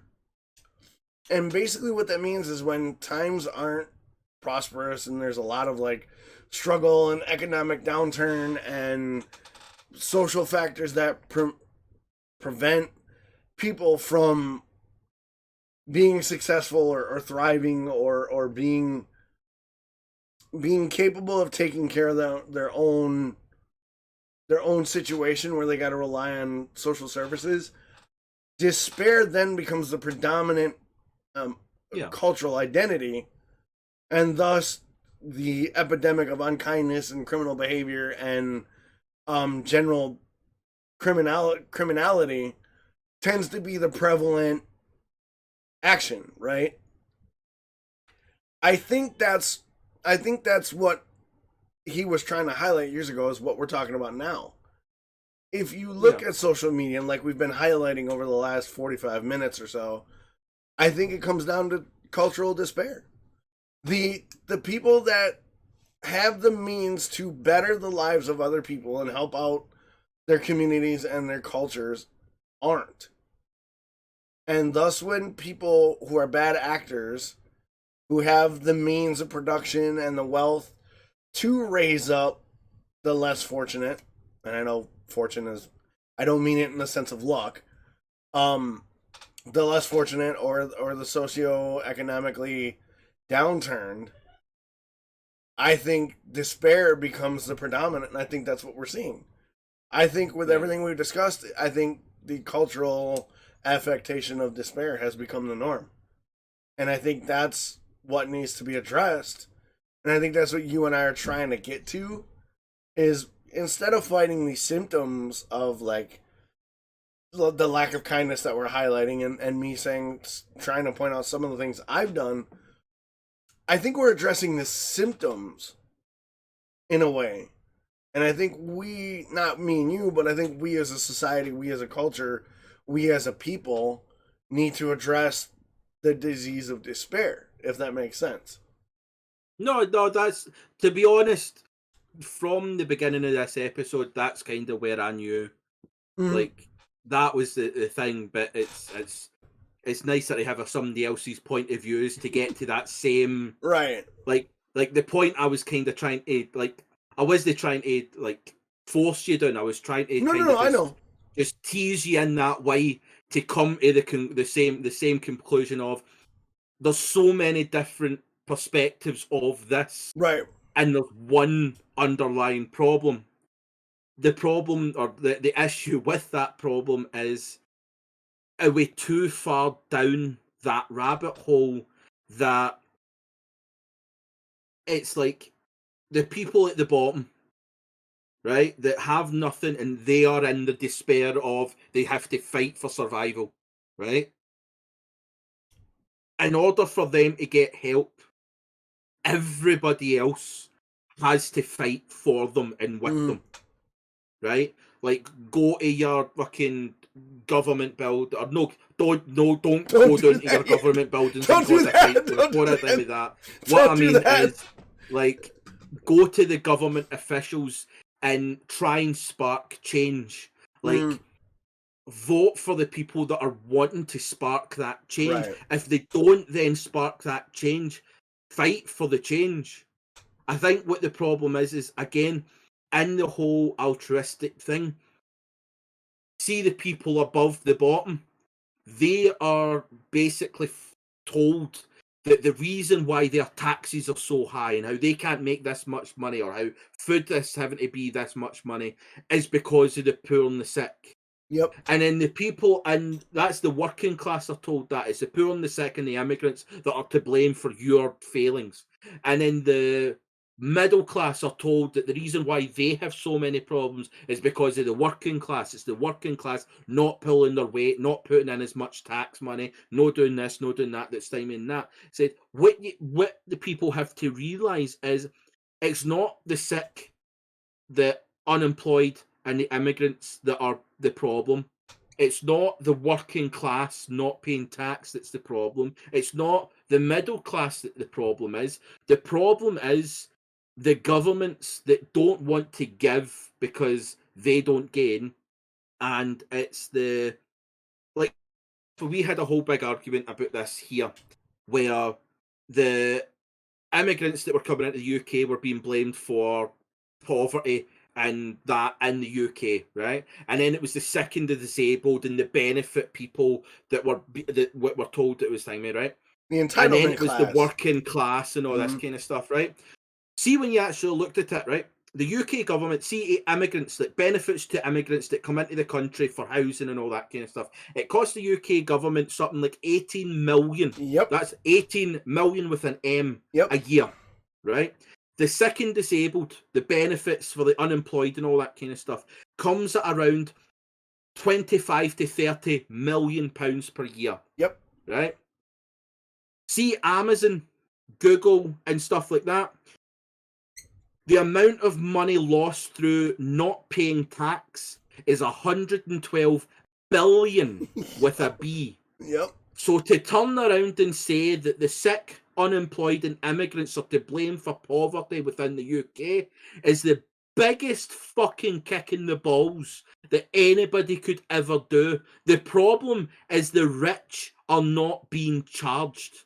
They are able to make money and not give anything back. 112 billion pounds a year is lost through tax avoidance. It's not that they're not. It's not that they're. Is it not? It's no tax avoidance. It's another term because it's legal. It's a loophole in the system that they use to not have to pay tax. And the funniest thing about it is we had it here, right? Richard Branson, right? One of the richest people in the world, right? That motherfucker is rich. Right? These Virgin Company and all that, right? In November last year, he laid off a whole bunch of staff at Virgin Airlines. He said he could not afford to pay them. He then asked the UK government for a grant to help pay for the staff and benefits and all that kind of stuff that Virgin Airlines had to pay out. Virgin has not paid tax to the UK government for the last 10 years. Right. So what gives a company the right to not give anything to the country, but to demand the country give back? And the worst thing about it is he asked for a grant of 86 million. That was what he'd asked for to help keep Virgin Airlines afloat. This is the same guy that has a net worth of 4.2 billion, but he didn't want to use his personal value to pay his staff at a country he did not pay taxes to. That's where the issue is that the despair and all that kind of stuff, the targets are being put to the wrong people. But nobody wants to help, fight, and be kind, because at the end of the day, it's not their problem. And it all comes back to the simple fact that there is not enough kindness in the world that used to be. People used to go out their way to be kind. Now, more often than not, it's people go out their way not to be, because it's not their problem. That's the fight that I think we have to start targeting. Why can't we live in a world where kindness is on the forefront? And Yeah, that was the point of the whole the reason why I wanted to talk about it is because I really want someone that can come to me and make a genuine argument that makes me go, well, do you know what, you're right? Because since I've been thinking about this, everybody's been able to come with arguments, kind of like, oh, well, that's the thing, mate. And their arguments are valid, but everybody's argument still falls down into that one point of there's not enough people being kind for the sake of being kind, but more people are being not kind or unkind yeah. because they have to look out for themselves.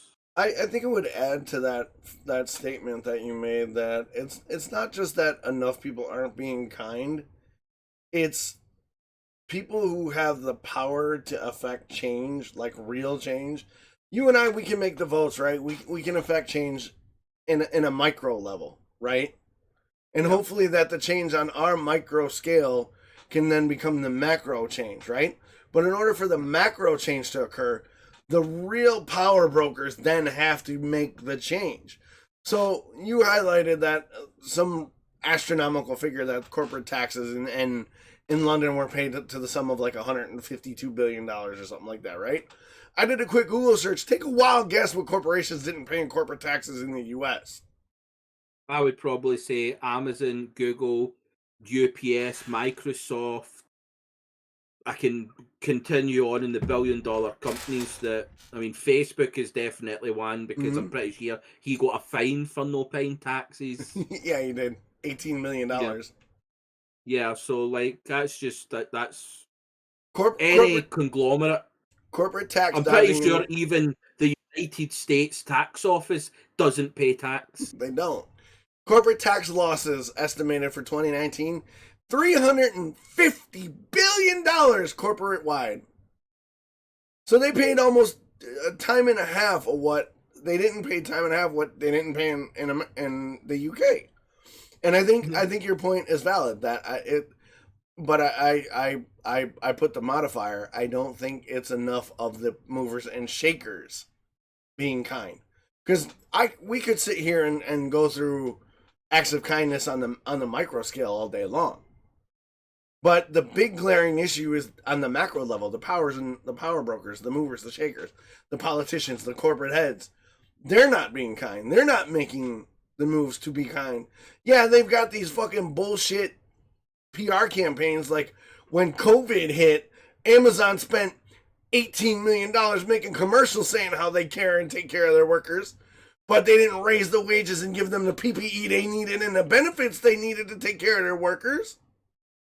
So on that case, I do want to point out that that is a part of Amazon US, because Amazon UK, we were given every fucking thing that we required. Okay. Every week we were given new PPE, hand sanitizer in a box for every van that went out, and plus workers that worked like through when it all started, seeing like May when we went into lockdown. Okay. Amazon released a thing that any driver that was, or anybody at Amazon that worked for, I think it was something like 22 days of that month, were given a £350 bonus for that month alone for a thank you for working throughout. At the Christmas as well, Christmas, it was 16 days. If you worked 16 days throughout December 2020, you were getting an extra £300 put into your wage packet for the end of the month to help with Christmas. Wow, and that they paid nice. it out the week before Christmas, as opposed to because like end of the month is payday. They paid everybody a week before Christmas so that they could get Christmas in. So Amazon UK, anybody, there's always individual cases, right? Like local cases that somebody will say something and stuff. But Amazon UK as a whole went above and beyond. We get to a Tuesday and a Thursday COVID testing for free. Every week you get tested as you come into the, even like you always got your temperature and that check. They changed the whole system, one-way systems and that within like the warehouses. You had to have your temperature checked before you were allowed into the building or you were sent home and stuff like that. But even people that got COVID, they had to self-isolate for 2 weeks. there was a grant that Amazon UK put forward to workers that if you had to self-isolate for 2 weeks, you were to apply for this grant, and they were giving members, like the staff members that had to time me, up to something like £1,000 because they have to self. It was not their fault. It was something that was going on. So Amazon UK went above and beyond for their workers, and I like to put that point out because I feel as if Amazon always gets shit on because for how they they're handle the first thing you think the of. only story you get is the US stories. You always, Right. again, it's the point we've always made about the media, is they only want to share the bad Yeah. media. I didn't know about that, Amazon UK. Yeah, as a worker at Amazon UK, I could not give any higher regard to the way Amazon UK handled this situation for their staff members.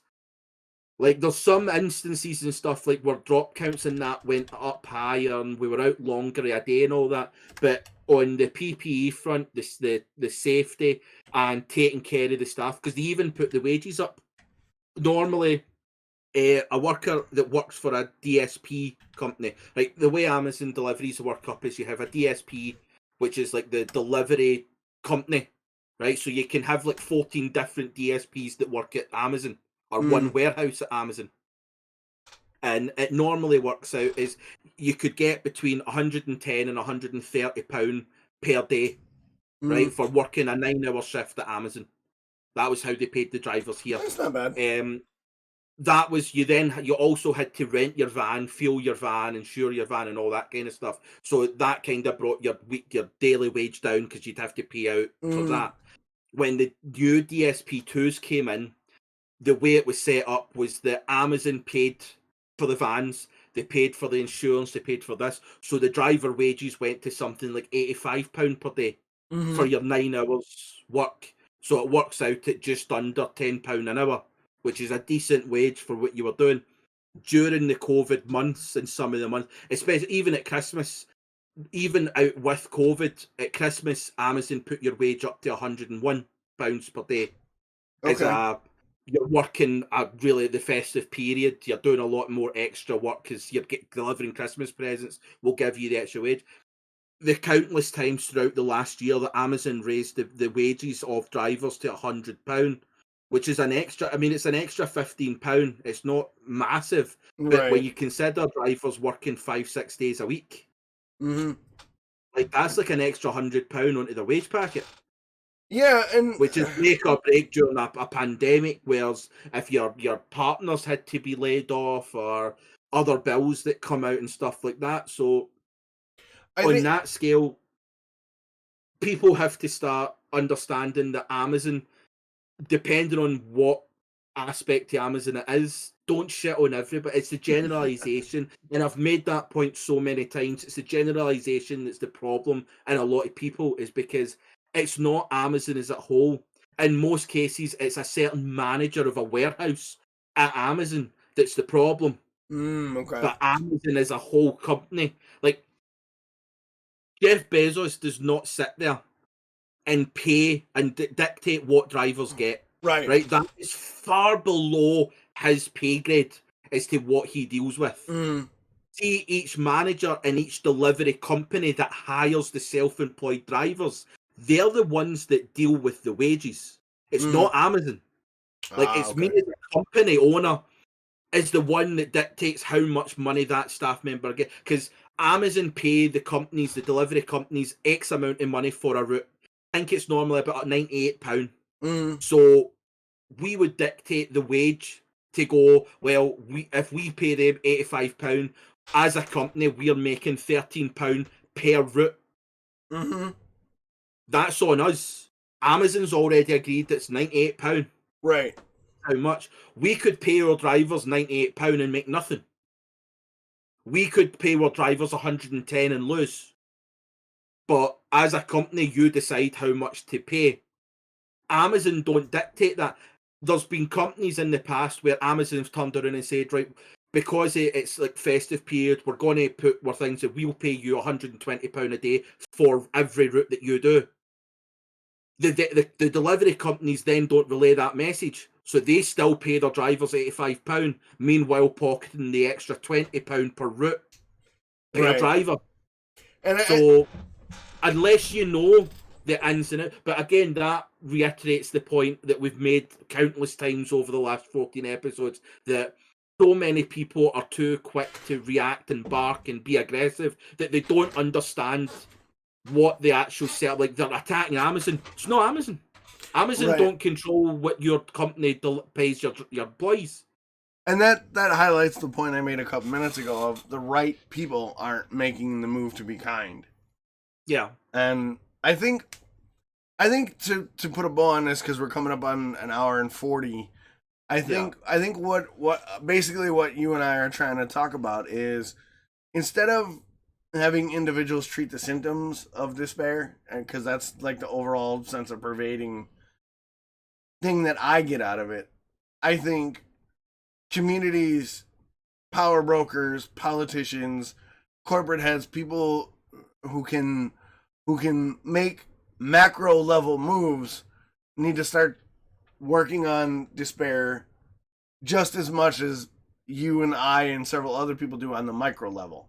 Because without the macro level, the bigger perspective, the bigger outlook of these power brokers, we're always gonna have that despair, so that the hatred is gonna seem like it outweighs the kindness. Yes, no? Yeah, no, I can definitely agree with that. I like, and I want to also reiterate the point of, when we say be kind, I don't mean like if you see some like going out and going, oh, I'm going to pay for somebody's shopping and it's going to cost me 120 quid, or let's go through. It can be something as simple as, Rate a you see podcast. somebody walking down the street, hand them a flower, go buy a tin of chocolates for £5, and just randomly give somebody one. Just say hi. Like, ask how someone's day even is. that, just yeah, like that's the simple point that it comes to, is just, there's so many people out there that are going through despair, that if someone was to take, like, see if someone's to show that kind of thing, like, oh, I went and bought like a bunch of flowers, take one.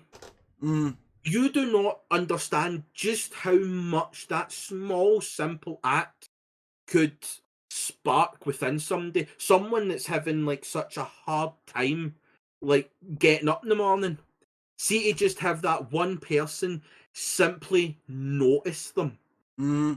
It can spur their mental aspect to be able to get themselves out that despair. As we keep on pointing about the despair part, is that's the kind that everyone has to fight to survive, because they don't believe they have anyone in their corner. Yep. That simple act of just, oh, have a bar of chocolate, have a great day. Yeah, exactly. That's enough to get them to kind of go, I'm going to make a change. Yeah. Yeah, 100%. Because your mental capacity is like half the battle. If you go into every day thinking everything's shit, everything's going to be shit. If you can go into every day with that little spur of hope, your day will be a lot better than what it would be. That's what we mean on a micro level. It doesn't have to be this grand gesture of, like, here's £300 to a tip to your waitress.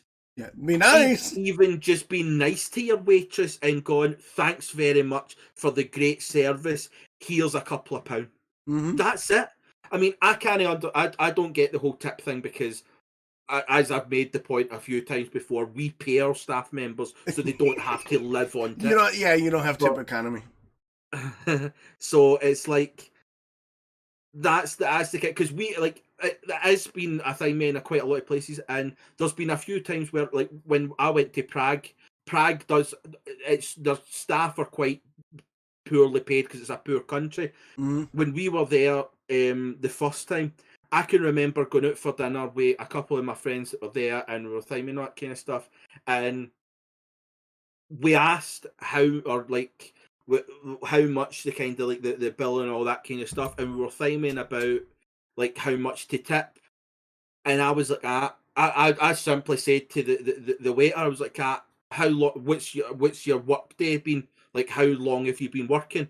And he said that they do 11-hour shifts, Oh, So I then said, "What?" I was like, that to my mates, "What's the minimum wage in the UK?" And like, I think the minimum wage is something like £8.57 now.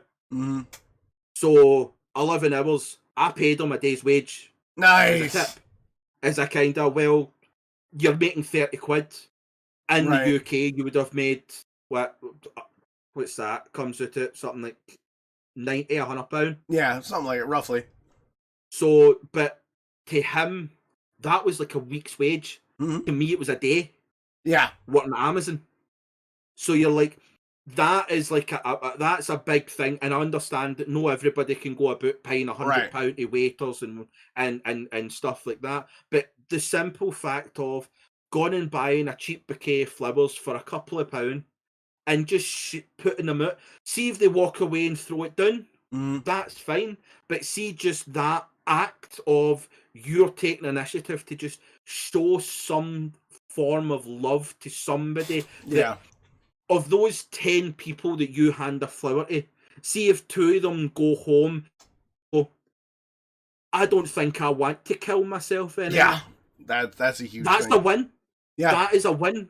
Because that, like, the scary aspect is that is how simple that can be. Is that is the fine line to whether or not somebody in that mental state decides whether to take their own life or not. You could even take it a different way too. Like you mentioned the self harm route. If you're nice to somebody, like say you bump into a dude on the street and you're polite to him or whatnot, maybe he doesn't go home and beat his wife's ass. You know, it highlights the point of you don't know anybody's struggle, you don't know their despair, and maybe your act of kindness spares somebody else further despair. Yeah. So, yeah, it's a great discussion. It's a great topic, and it's something that needs to be one of those things that is continually looked at Yeah, and continually definitely. questioned, because we get in this state because we don't question these things, and it's Yeah. too hard to talk about it. A lot of times people are like, well, I don't want to talk about why I'm not kind. I don't want to look in the mirror and face the reason why I didn't help that old lady with her eggs, why I didn't help that mom with her kids, why they people make all these reasons and excuses. Well, I had to be somewhere, or I don't know Yeah. them, or they weren't going to accept my help anyway. That's bullshit. At Yeah. least you tried. If they turn you down, at least you tried. But you can't get turned down if you don't ask. So just fucking ask. Because you don't know how it's going to change somebody's day or their week or their life or whatever. But Yeah. let's mix it up a bit. I have a ramble because I have been dealing with a mix of things. A couple weeks, 2 weeks ago now, you were talking about existential depression and what you were suffering with. I have been kind of hit with a bit of lack of motivation. Not necessarily depression. I'm not like upset about why I'm not motivated. I'm I'm just in this point where my motivation to do the things that I do isn't where it normally is, but other things that I haven't done are higher motivation. So what I mean by that is last couple days I usually stream Friday, Saturday, Sunday, Monday, Tuesday. I didn't stream Tuesday, and I didn't stream like last Friday. I think I just didn't, because I was like, I couldn't get up. For those of you that don't understand streaming, or you're not a streamer, or you're not like a content creator, you're not a podcaster, there is a level of up you have to be in order to do it. Now you know this because you've started, right? You started streaming, you started podcasting with me. So when I mean there's a level of up you gotta be, it's not that I'm saying that I'm being fake. There's a certain energy, a certain tempo, a certain vibe, a certain affectation in my voice that I have to maintain so that you, the viewer, you, the listener, you, the consumer of my content, go, all right, Docs is on a roll, Docs is having fun. And Yeah. I don't know if it's the games that I'm currently in rotation on my channel are just like Shit. they're not shit, because Neo 2 is a great game, and Binding of Isaac is a great game. They're great games, but I think they're brutal. They're hard games. They kick my ass. And like I said, Friday and Tuesday, I was like, I ain't got it. And so I've been feeling this way for a couple weeks. So I started jumping around like I do when I get in these routes. I started playing football. I started playing Warframe again. And I don't mean to phrase it like this, but everything in the channel fucking tanked. Right? Just bottomed out. And I started looking at it and I'm like, does that mean I can only play the hard soul crushing shit? Because that's what people want to see, or do I have the ability to just have an off week where I'm not feeling it, where I can play a game like Madden and be like, this is what we're doing. And when I saw that, like, something that was relaxing me and letting me kind of decompress wasn't hitting, it kind of drove my motivation a little harder into the tank. But what did kind of bring me back was I do tabletop RPGs on Saturday with Strange Tim, who's not here, by the way. Docking. Dock him. Number one mod. Fucking, he's out of plums. But I do RPGs with Tim, and then I've got another RPG coming up with our friend Dread and Zim and the new guy Zach on the Discord. That's gonna take the place of the Sunday night game that I was playing. I noticed I was getting up for those more than my standard stuff. And then I started thinking about other stuff that would interest me, of like fitness. I got a big move coming up. I'm about 207 pounds of sexy right now. I need to drop about 40 of them motherfuckers. You forgot my name. I don't forget your name, Snackery. You're fine.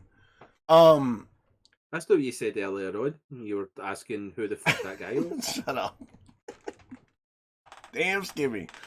But I think, I don't know if it's a lack of motivation brought on by a lack of self-esteem, or not self-esteem, or lack of a feeling of stagnation, because those games just beat me down. But when I beat a boss, there's this elation, right? There's this, let's get it, right? Come get it. I'm a badass. And I don't know. But the point of my ramble is the things that have drawn my motivation lately have been RPGs and the idea of getting back into shape and doing fitness. I just don't know how to schedule and translate my motivational focus onto my non-motivation. Like how can I transfer what's making me interested into the things that I need to do for the channel and for myself to be happy, when a lot of where my motivation is one, reliant on other people, and two, reliant on me going to a gym where I have to take more time for my family. I guess I'm struggling with trying to find a motivation, but yet finding excitement and motivation in hobbies that aren't translatable to the area where I'm struggling for motivation. Do you know what I'm saying? I all too much know what you mean. I think it's not that it's one or the other for me. I think the fact that you have lack of motivation through aspects that are coming, like seeing the numbers tanking and stuff like that. And I'm not a numbers guy. I don't focus on the number. You know me. I don't give a shit about numbers for the most part. Yeah. But I think it's both of the lack of motivation because of that thing happening and the feeling of the stagnation, because you've been feeling that as if you're in a rut for the last 2 months. Let's be honest. Kinda. We've almost had this conversation all too many times. I get up for the podcast though. RPGs and shit isn't the only motivation. I love doing the podcast and the RPGs. It's the other shit that I don't have the motivation for lately. I think the way I'm looking at it right? This is just my overview at how I would see it is when you look at the RPGs and you look at the podcast, right? In the RPGs now, I'm gonna fully thing me. The amount of your Saturday RPG that I'm able to catch is very, very limited because of how long it goes for and just stuff. And it's one of those ones that I can't get into it because I've missed so much. That's on me. It's not because the bits of it that I have watched and listened to, I've enjoyed, but I can't get into the story and be excited in the story because I miss so much of it. I think if things for me were different and I was able to see the whole thing, I can see how to time it. But I think what the thing is in your RPGs, you're challenged on sort of like your level to kind of come up with. Like I've learned the work that goes into it. Like even before you start doing the RPG, the work, the character development, the character creation, the backgrounds and all that kind of stuff. On Sundays with the podcast, you come into a challenging environment where anything you say, like look at the last hour and 50 minutes, is everything that you've said I have scrutinized under a fucking microscope. I'm all good to with make sure that you put out what you actually like, the actual this is the definitive point that you want to make. And I do the same so for that you. not everybody can turn around and go, but he might have perceived it this way, that kind of stuff. Right. So on the Sundays you're challenged to that. When you play the likes of like your Neo and your Binding of Isaac and all that, yes, you're challenged, but are you being challenged to the level that you want, or are you being challenged as if, like, if we were to do this podcast and I was just to keep shutting you down and just making it out that everything that you're saying is just stupid and it doesn't make sense and it's pointless and all that kind of stuff, instead of trying to debate you into giving your actual, like, what you actually mean. Like, it's not a case of we tell each other that we're both stupid. It's that we try and work each other enough and challenge each other enough to get to the root of what we're trying to say. Could it be that the reason why you're excited for the Saturday and Sunday is because that's the feeling you get, is you're being challenged, but by the end of it, you're always getting that excitement of you've won that challenge. Whereas when you play like Neo and Binding, yeah, you're being challenged, but you're not always getting that success through the challenge. Like, there's been times where I've watched you play Neo and you've played for 2-3 hours and had to turn off, and you've had to constantly be starting at the same part over and over and over and over and over. And like me personally, my frustration wouldn't allow me to continue doing that. But it's almost as if, like, to me, it feels as if on those games, the challenge doesn't balance with the excitement of the success. Like, yeah, when you finally beat that boss, it's like, thank fuck for that. But for me, it could be that you don't want a thank fuck, I beat that. It should be, look at me, I'm a fucking badass at beating that. And I've kind of noticed it as well, like with what I've been, like the games that I've been playing, I've realised that the likes of horror games is a bit, like, my average views on horror games are quite decent for a new streamer kind of thing. Yeah, just they are. because it's a drunk Scottish guy getting terrified. Like, yeah, that's that great. content. It's a hell of a concept. You look at it this way, right? Look at the other games that I play, right, that I've played on stream, right? Oddworld got not bad. I think my average views were about 3 or 4 on that. Those are my good horror numbers, games, my average views are about between 7 and 10 average, right?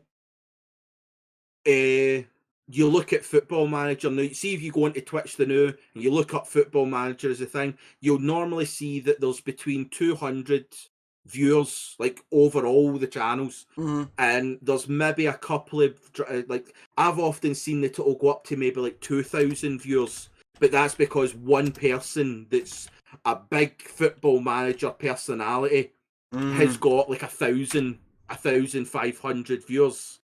So it's like, to me, there isn't that many viewers in there. But you've seen it yourself when I was playing Football Manager. That's not really a known game in the kind of Twitch community. And it looked like, oh, it's just going to thing me. I still got, I got a raid. I had average views, 5-6 people. It was still a decent thing. But then you look at the likes of Final Fantasy. My Final Fantasy average views literally go from 0.5 to 1.5. Right. That's my average views of Final Fantasy.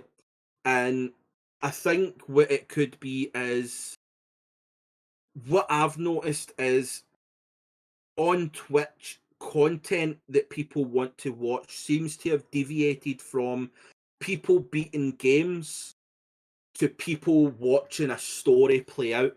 Mm-hmm. Like, me personally, it's one thing watching somebody beat a game, but I tend to, like, I've realised that I tend to watch a lot more people that are following a story aspect, as in, like, I watch Football Manager streamers because they have this, it's a story of, I'm going to take this club from the bottom of the league to the top, and we're going to win all the tournaments and all that kind of stuff. Like, there's a streamer that I've watched, and he's raided me before on that, who's like 18 seasons in.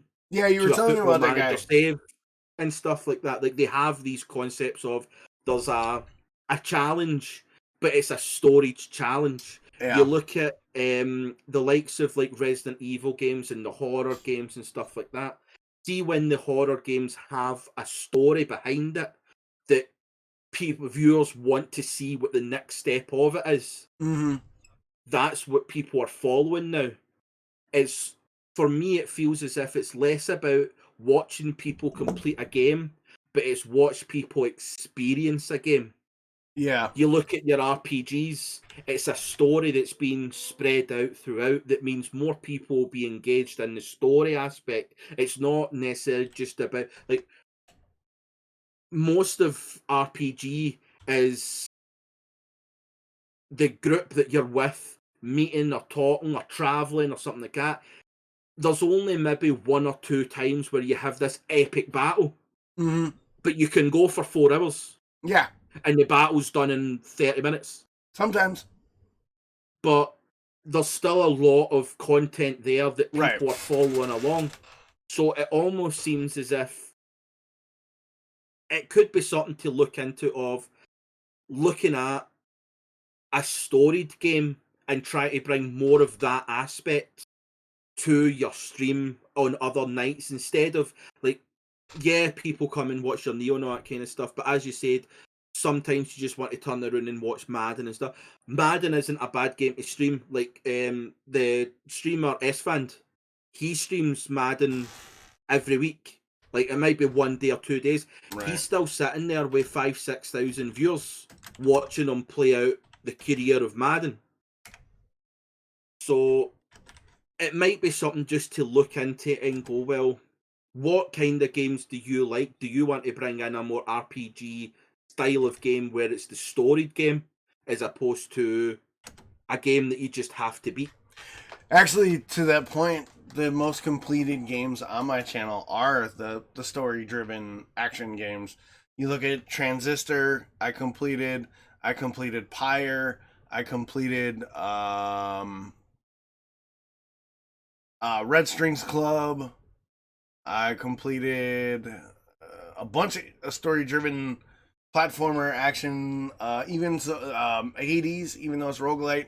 They all have a strong central narrative, where Neo has a narrative, but it doesn't seem as it's more focused on the story. It's more focused on you defeating a boss. Right, and I like Souls-like games. Don't get me wrong. I played Neo 2. I've played Hades. I've played Curse of the Dead Gods. I played Skull the Hero Slayer. Like, roguelites are my jam. Dead Cells, like, they're my jam. But out of the ones I listed, Neo 2 has the weakest narrative element to it. Therefore, I don't feel as rewarded by playing Neo 2 as I do some of the other ones that I've played. Yeah, I mean, you can kind of see that, because I'm pretty sure, did Tim not pull up, like, when you were looking at your analytics and that, and it turned out, like, Hades was one of your most viewed like streams was your Hades, episodes with Star that. Wars, The Old Republic, the tabletop RPGs, and then there was some weird outlier game that I streamed for like 10 hours. It was like huge, and then I beat it and was done. But I don't want it to focus on the analytics. I think my lack of motivation for like the regular stuff has been like I think you made a good point because my brain is Fallen Order. Yeah, Fallen Order was another one that did really good for me. I 100% of that game on stream. Thank you, Dread, for pointing it out. I did crush the shit out of Fallen Order.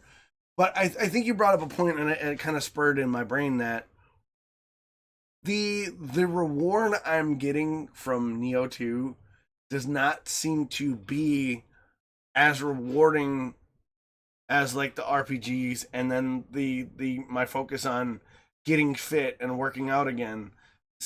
I don't seem to, and don't get me wrong, Neo is a great game, great aesthetic, good, interesting storyline, but not as central as I want it to be.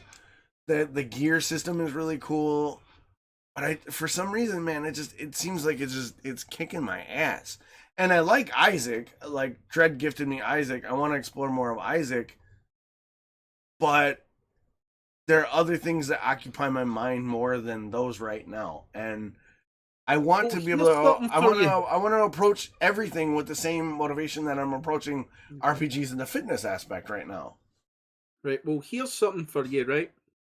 And it's up to you if I may, but I'll lay down the challenge, right? Oh Lord, here we go. You move in 40 days, Mm-hmm. right? Like the 25th. Yep. Right. That kind of would take us round about the midway point of the year. Yep. Right. You get out to you're talking kind of like the beginning of July. Yeah. Is when you'll kind of have things in motion to getting set up. And yeah. I know not necessarily stream like with internet and all that, but I kind of mean you'll start getting more settled where you are. New job, new place.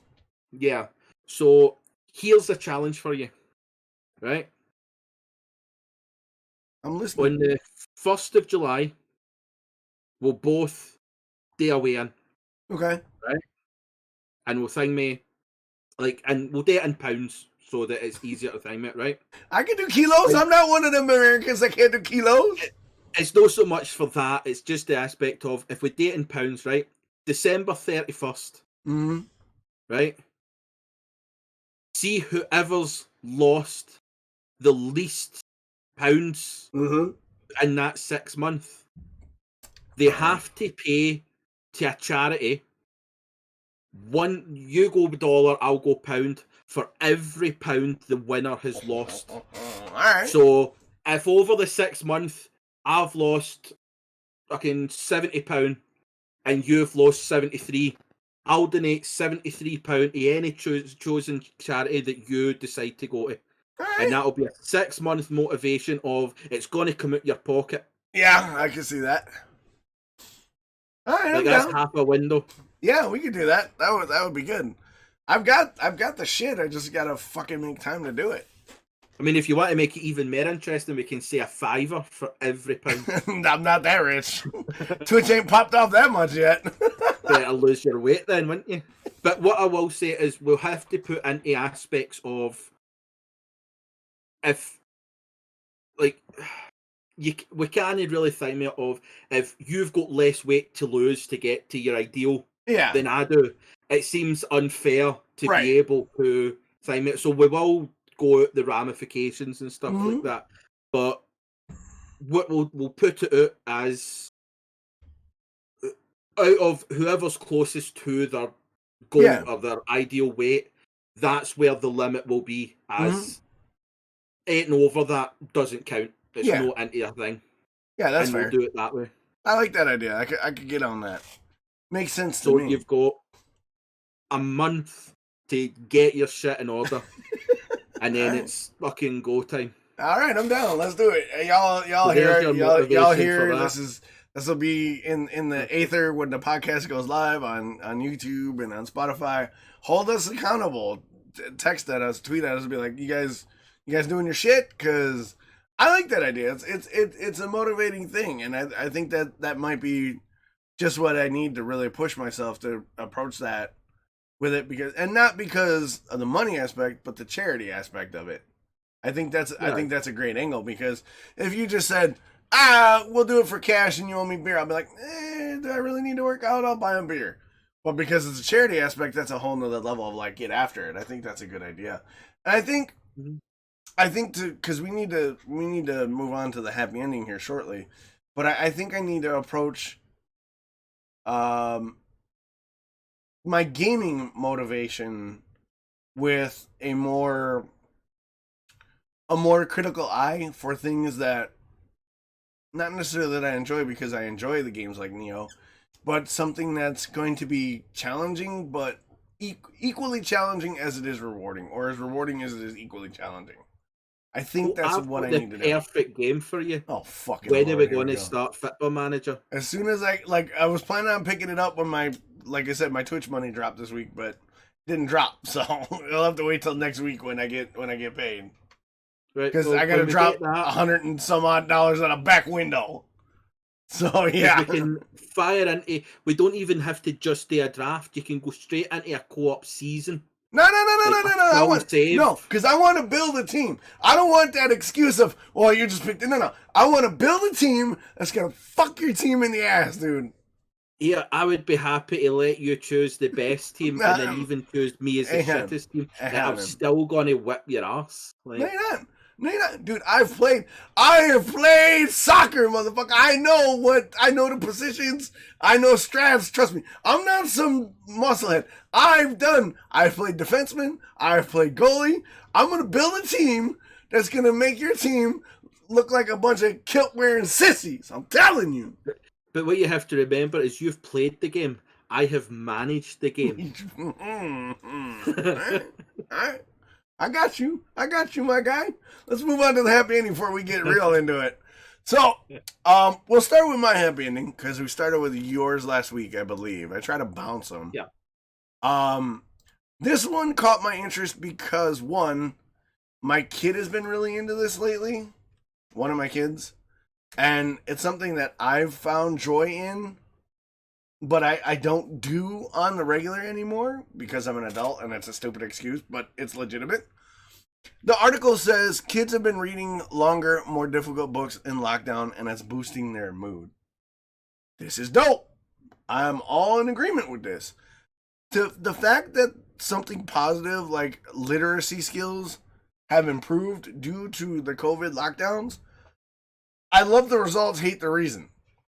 And the article states that a lot of, especially a study done in the UK, it it says that the kids getting reading challenging books and getting lost in fiction helps to combat the isolation that kids especially are experiencing in lockdown. It said in schools, many pupils have begun enjoying reading again, with 56% of the young people say they enjoy reading very much. 24%, or quite a lot, said 32%. So during the lockdown, a lot of books like The Prisoner of Azkaban, One of Us is Lying by Karen McManus, I never read that one, were ranked as the favorite books. But it says that readership in general across the board of higher level and more challenging books have improved reading and allowed mood improvement. So here's the thing. I've always been a proponent of reading, and I love to read. I have over 40 books on my phone that are actual in my like Kindle, and then I have half a dozen or a dozen audiobooks that I listen to at work. I can't read at work, but I do listen to podcasts and Audible on on my work schedule. And the fact That's what that I do. yeah, and the fact that there are kids now, like my kid Sammy, they're into reading manga like crazy right now because they can't go nowhere, they can't do nothing. Yeah. And before this year, they really weren't a big reader. Like they were like, oh, I'll watch videos. And now that kid is constantly reading a manga or listening to an audiobook or whatever. And I'm like, something fucking positive.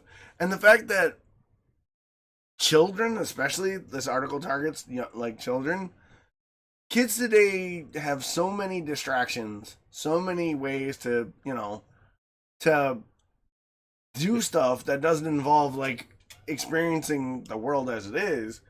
The fact that books are becoming a predominant mood enhancer over like YouTube and video games makes me excited because literature is one of those things that will, and this may be an unpopular opinion on Twitch, books will transport you to a world way better than any video game will. Especially because of you have to use that very unused muscle nowadays called imagination. And to see an article like this back the fact that I've been banging on books for kids to read and people to just read a book. It's great because now I don't feel like I'm screaming in the void. You know what I mean? No, I get what you mean. It is a thing. I mean, I do want to point out the study also shows that Scottish kids are better. Shut up. Well, it does. It says at Scottish elementary level, in particular, like year 2, the equivalent of first grade, pupils were reading a larger variety of titles compared to their English counterparts. Book reading difficulty in year 2 was at its highest for Scottish children, who were reading books almost 2 years ahead of their chronological age.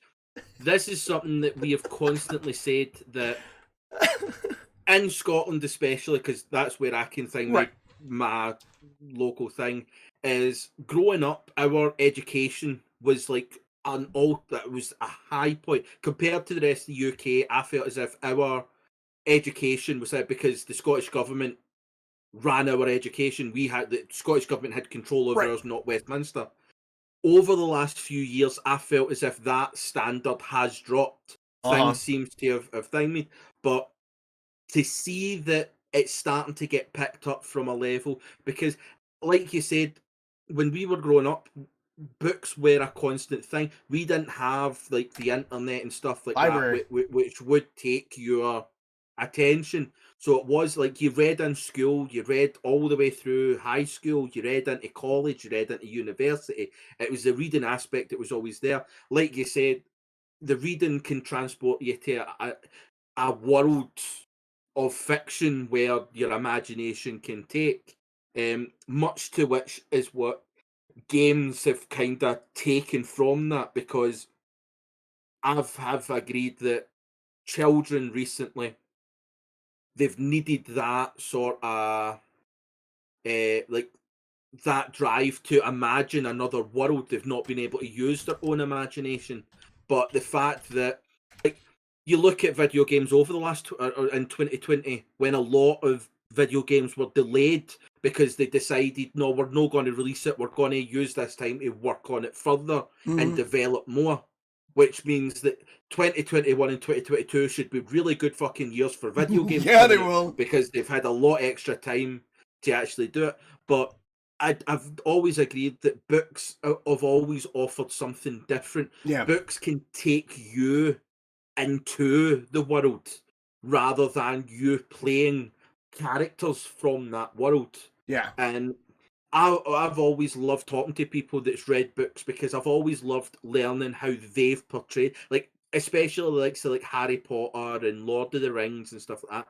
See those that have read the books before seeing the movie and seeing how what they imagined Frodo looked like or acted like or was like compared to someone else that's read the book, and how they portrayed Frodo or Harry Potter or things. I mean, I've always argued that when you read books, it's always different from the movies, because the movies have to make it a certain way to grab the attention. Like in the book, there's so much more involved that they can, because like you have time in one of the books that I keep on bringing up is Jurassic Park. Not a lot of people have read the book of Jurassic Park. I haven't. They've watched the movie. Now, in the book Jurassic Park, it is massively different from what they portray in the movies. Like, if I was to turn around and say that in the book, the lawyer is not a pathetic, snivelling lawyer. The lawyer in the book is actually a fucking badass. It's another character that wasn't in the movie. That's the one that runs away and leaves the kids and does this. Hammond is a complete arsehole in the book. Yeah, Hammond I heard ends up that. fucking like Hammond is a prick. But in the movie, you can't have Hammond be like Hammond has to have this hope because that's what would sell as a movie. Hammond's the visionary. Yeah, but in the book, Hammond's an arsehole. He's a Hammond businessman. thinks about his kids or the grandkids shouldn't have came and this and that. Like, there's so many aspects in the book that make it so much better. And just saying it's on Audible, you can listen because I've read the book. Like, I mean, you know me and my Jurassic Park. Like, my book reading is not as high as my movie watching. Yeah. But, I mean, I've read the book maybe 14 times, and I've listened to the Audible maybe 2 or 3.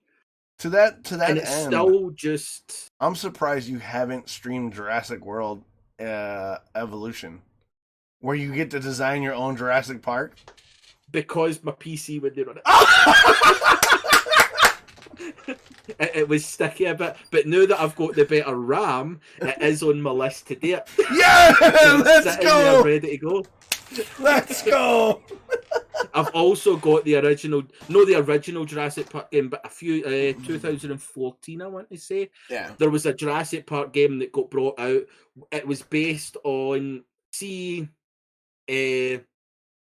the can goes off the cliff, or the waterfall and gets covered in mud. Right after Nedry kind of gets his demise.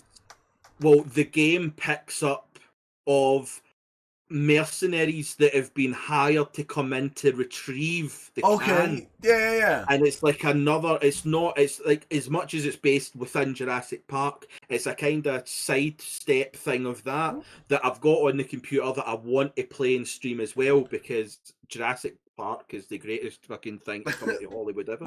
Jurassic Park is your shit. So it's like, that's one of the books that I immediately turn around and go, the imagination you can draw out of that book is so much more than what the movie portrays. Yeah. But I think that's the great thing about this study that's kind of came out, is the fact that because of the lockdown, and we can then come on to the whole kindness part and all that, is the happiness and the positivity that's coming out of lockdown is, as a whole, we can be coming out so much better. As in, like, the next generations are picking up a book again. Yeah. That can only be good for the rest of their life. So I think it's a great thing. And to the end on books, I want to get to yours because we're getting a little long in the tooth again. But the times that I have felt emotionally connected to a character in a book, whether it's anger or love or rage or sadness or melancholy, whatever it is, compared to those connections to a video game character, far and away higher in the book. Because to me, as much as I love video games, and I love video games, I'm a streamer, I've played video games since way back in the Atari. The book allows me to fill in the gaps and explore the connections and hear the accents in my way and envision the action scenes in the way that I perceive them. Where a game immerses me in the world as an observer in a way where I can affect the outcome and I'm a member of the party, but the book allows me to observe it and take part of it as sort of like purely from an observation perspective.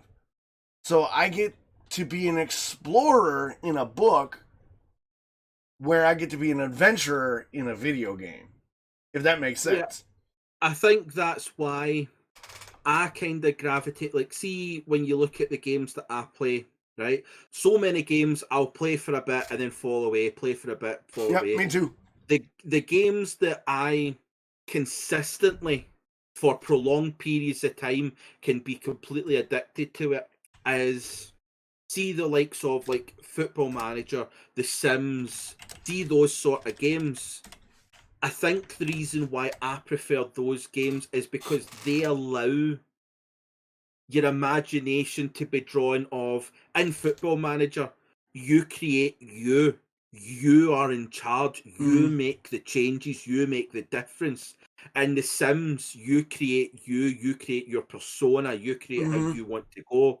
So it's a much more immersive, imaginative situation of it's you that are within the game. And I think that's why those games have such a high level of fandom throughout, like a constant passionate fan base, is because people are able to relate more into them because they can be themselves in it. Whereas other games just now, like you said, it's a much more, it's not you, it's you're within this world as another creation. And it's less, I mean, you do still get plenty of those kind of games that just immerse you within the story mode, like a movie does. But again, I think in a lot of cases, being able to kind of grip the imagination and the relate, like you look at Twitch and the analytics. The reason why so many people can hit a certain level on Twitch is because they've related to the viewers. Like XQC's got so much just because how many guys do you know that get slamming their desk frustrated at games? So it's the relatability. That you can also put that into the games and movies. If you relate more, your immersion is a lot more, because it's as if you're imagining and envisioning yourself. Yeah, that makes sense. I think at the same time that also follows on from your ramble of finding that motivation of perhaps in your moment where you're like, oh, I'm going to play Madden because I just want a break, or I'm timing this. Perhaps within those aspects, test the waters with other games that you can be immersed in imagination within, the games where you can be yourself and it's your outtake of it that develops it, the story and all that kind of stuff. Hence why your RPGs are so watchable. It's because again, it's your imagination. There's a thing that I've been sitting on for about 2 weeks now. Now that you mention it, the exploration. Is it Final Fantasy Online? Look, no, if you really want to play it, we'll let you play it, Wiz. No. There is an indie game that I got free, and it's called A Blind Legend. It's purely an audio-based game. You have to wear headphones, and you have to play the game purely with audio, because the protagonist is fucking blind. And I am fascinated with the loss of a visual sense. And I've been holding off on it because I'm like, well, it's a really dope looking indie title. It's something that I think should be shown off because it's something that's radically different from anything that I've seen, and I want to highlight it, but then my lack of motivation to really try something new because it's just like, it's nobody knows about it. Is it really gonna fly? But I'm gonna enjoy it. Has really kind of had me holding off on it, but now since we had this discussion, I'm probably gonna load it up and play it here in the next week because it's something that I want to explore because I've always played characters that are not less able, but challenged in a way. And to see that in the medium of a video game intrigues me 100%. Yeah. I think it's definitely something that I would, you should give a go. Like, yeah, 100%. Again, like, but I've been sitting on it because it just, who cares what the numbers say? Yeah, I know, and then, like, you know me, I'm not a big numbers guy, and if I was feeling up like I would be normally, I'd have fucking done it a week ago and said, fuck it, I don't care who shows up.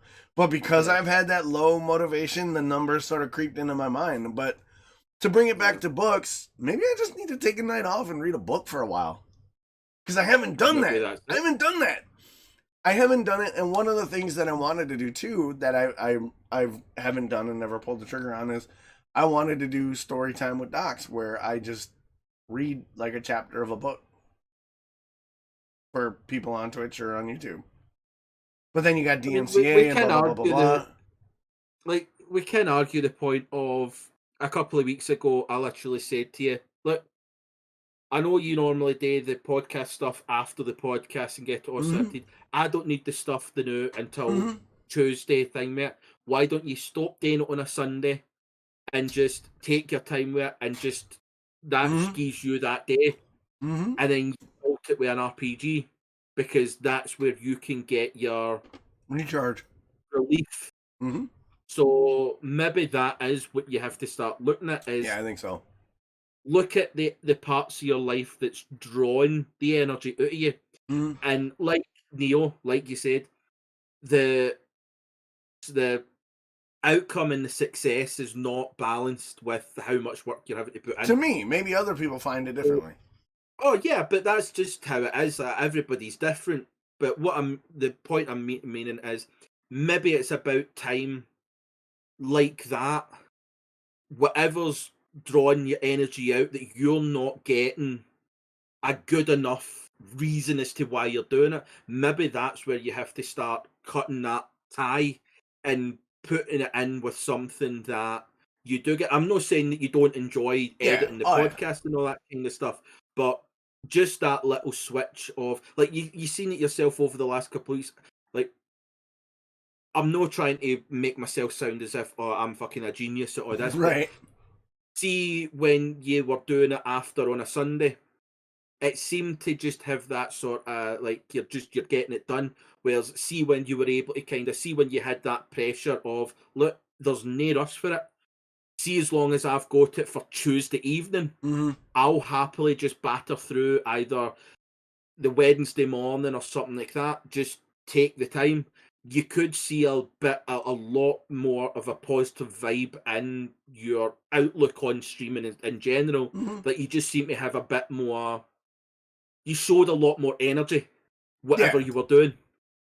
Just with taking that simple little bit, like it wasn't even pressure to you because you enjoyed doing it. Yeah, I love doing it. Just having that little thing off. Yeah. Me personally, I've noticed the difference in your vibe and your energy output. Yeah. Like you've been able to put energy into something else that you have more of an enjoyment of.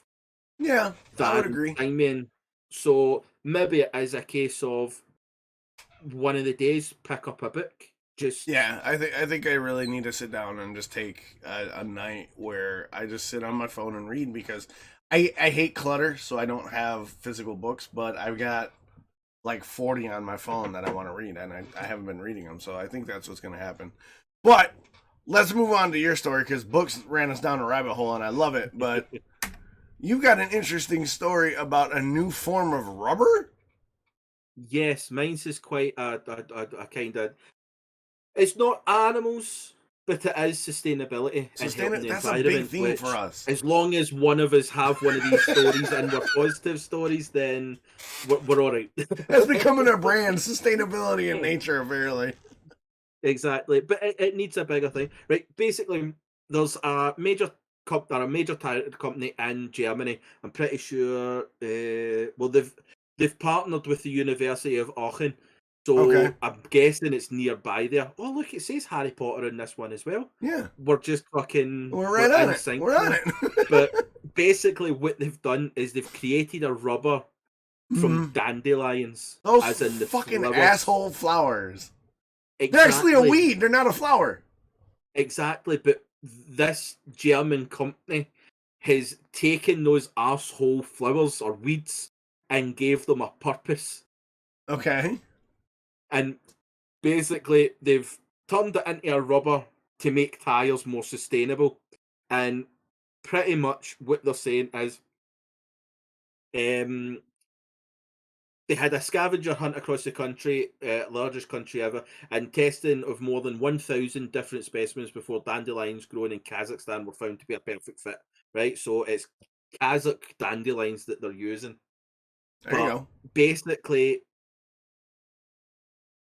they used trees from Brazil, so basically cutting down all that, right? Mm-hmm. During the Second World War, the major powers of the USSR, UK, US, and Germany were all cultivating dandelions for rubber manufacturing. So it's not been an unknown thing. Right. It's what they've been doing. But the part that really got me, which is really, really fun, right, is it says Continental tires, as in like Continental Mm-hmm. tires I fucking use in the vans, Right. right? Producing dandelion rubber tires called Taraxacum, which is Okay. the genus name of the species. Okay. The bicycle version of their tires even won the German Sustainability Award for 2021 for the Nice. sustainable thing. The fact that we came out of 54 finance site, and they talk about that, which is cool. But the report from DW added that the performance of dandelion tires was better in some cases than natural rubber, which is typically blended with synthetic rubber. Right. That means that in some of these, I know it's not a perfect thing, but the reports are showing that in some cases, this dandelion rubber, the performances are much better than the original product. Yeah, So I noticed in the article that you were talking about, it talks about, you mentioned it, that this isn't a new concept. Like, yeah, they've known about this shit since World War II. yeah. But I think it does state after the war ended, demand and supply gradually returned to Brazil, and eventually the synthetic tires made from petrochemicals. It was because of the supply and demand. It's because of how many cars are now on the road, Okay. how many planes are in the air. It was things like that that caused this boom that they couldn't rely on dandelions. But now Okay. they've got to a point where they have found the sustainability of dandelions from a specific species that Okay. they're able to then start developing and stuff like that. But there was a bit that I'm trying to find because it was quite a cool thing. Um, Capable of growing, as we all know, practically anywhere. Dandelion need very little accommodation in a country or business agriculture profile. The Taraxacum research team at Continental hypothesizes they could even be grown in the polluted land on or Ooh. around old industrial parts. That Oh, means that nice. the places where they say nothing will ever grow again, they can grow these, which makes it an even better sustainability Mm-hmm. of land. You don't have to then knock down more land to put out these fields. They can knock down old industry buildings and do that. Um, what it does. Furthermore, the only additive needed during the rubber extraction process is hot water. Unlike Hevea, which requires the use of organic solvents that pose a pollution risk if they're not disposed of properly, representing a critical early season food supply for dwindling bees and a valuable source of super nutritious food for humans. Dandelions can also be turned into coffee, give any child a good time blowing apart the seeds, and now is a new source for rubber in the world. Truly a wonderful plan. So basically, they've just like it's helping more than just one aspect Yeah. of pollution in the world. There's so much more sustainability that's coming from this one thing that again we've known about since the end of World War II, Mm-hmm. but supply and demand has forced these conglomerates not to go with it. So the fact that a company like Continental, who's like what's second to Pirelli, They're fucking like huge. you're talking like your Pirelli, Continental, and Michelin are your top Yeah, thing. So the Firestone fact that a too. major sort of thing is looking at it is, I think it's another push of calls for let's get this sustainability, let's start thinking. And you think about like there's so many other aspects of it, of like you say like Kazakhstan dandelions have been found to be the best thing. The amount of money that can then be put into Kazakhstan Yeah. of that aspect. So like to me when I was reading this, I was at I can't find a flaw in it. I I can't find can't really something either. not gonna like the fact that they're cheap to grow, they help the environment. Countries will be able to like get Reclaim polluted themselves, land. yeah, and the and the destruction of a Brazilian rainforest or any other rainforest for that matter can be heavily reduced Yeah. just for the sake of a tire. Yeah, it seems Which like a is crazy. win-win. Like, when you consider that we don't have them, and when you look at how much this tire's saving, you can then go, right, well, you think about it, right, at the moment, I've got my car, my dad has a work car, my Mm-hmm. mum has her car. That's 3 cars, Mm-hmm. right? Not including if I have a work van, Right. right? That's between 12 and 16 tires right there. Right? Next door had 2 cars, next door had 2 cars, next door had 1 car. Behind this side of me had 3 cars in their driveway. Then there's another 2. Then there's another 2. Then there's 5 at the bottom. Then there's Damn. 2. So we're in a street of what, 20 cars-ish. 16 houses, Right. and you're already talking 20 plus cars. Yeah. That's not including the main street down there that has 50 houses and the 4 other small streets similar to mine. Mm-hmm. And that's a small part of just this little area. Right. So the fact that if you think that how much destruction has been caused just to put a tire on your car, Yeah, that's fucking terrifying. Yeah, it and is. this completely just nope. Can eliminate a major Every portion of bad that. aspect. Yeah, exactly. I mean, there's still a lot of like agriculture, likes of like you know the whole thing of a field of cows takes 7 fields of Yep. grains to feed them. That means you now need 24 acres to make a few burgers. Yep. And that's why they're cutting down Brazilian rainforests, is so that they can put cattle fields. Yeah. That's something like when people talk about like it's not just methane that's causing the problem, it's the fact that land has been destroyed Right. in order to think. There was a video that I'd seen. I was going to put it as, it was one of the ones I was going to put as my positive story, and I thought I couldn't do it because it was a group of people in India that were driving down a dirt track, pushing apples and fruit out the back of their van, feeding animals that were coming in, and I couldn't help but sit there and go, well, maybe don't go in and pick all their food.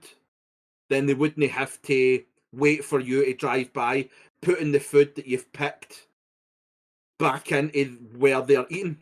Right. Like, it seems a redundant thing, but for this sort of thing, like the amount of good that it's causing with the likes of the being able to save more of the rainforest, that the rubber that's getting timed from like petrochemicals and stuff like that, and then the fact that the bees are getting up, I mean, the likes of the economies throughout other countries in that region are going to be able to get, it's just a win-win in that sense.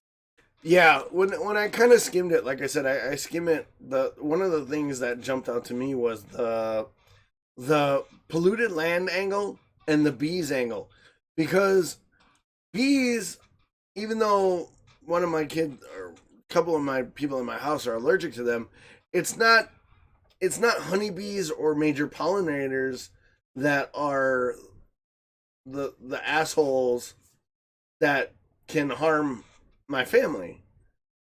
Pollinators are on the collapse of extinction, and if we lose the pollinators, a major portion of our environment could collapse. So seeing a report about a flower that can, or a weed that can act as a pollinator or whatnot, to act as a food supply for bees and bring back major pollinators who then could move from the dandelion to other plants, was a thing for me, because even though I don't like bees, like I personally don't like them because I don't want to get stung and I don't want people to get stung, and I know it's not honeybees that'll do the stinging.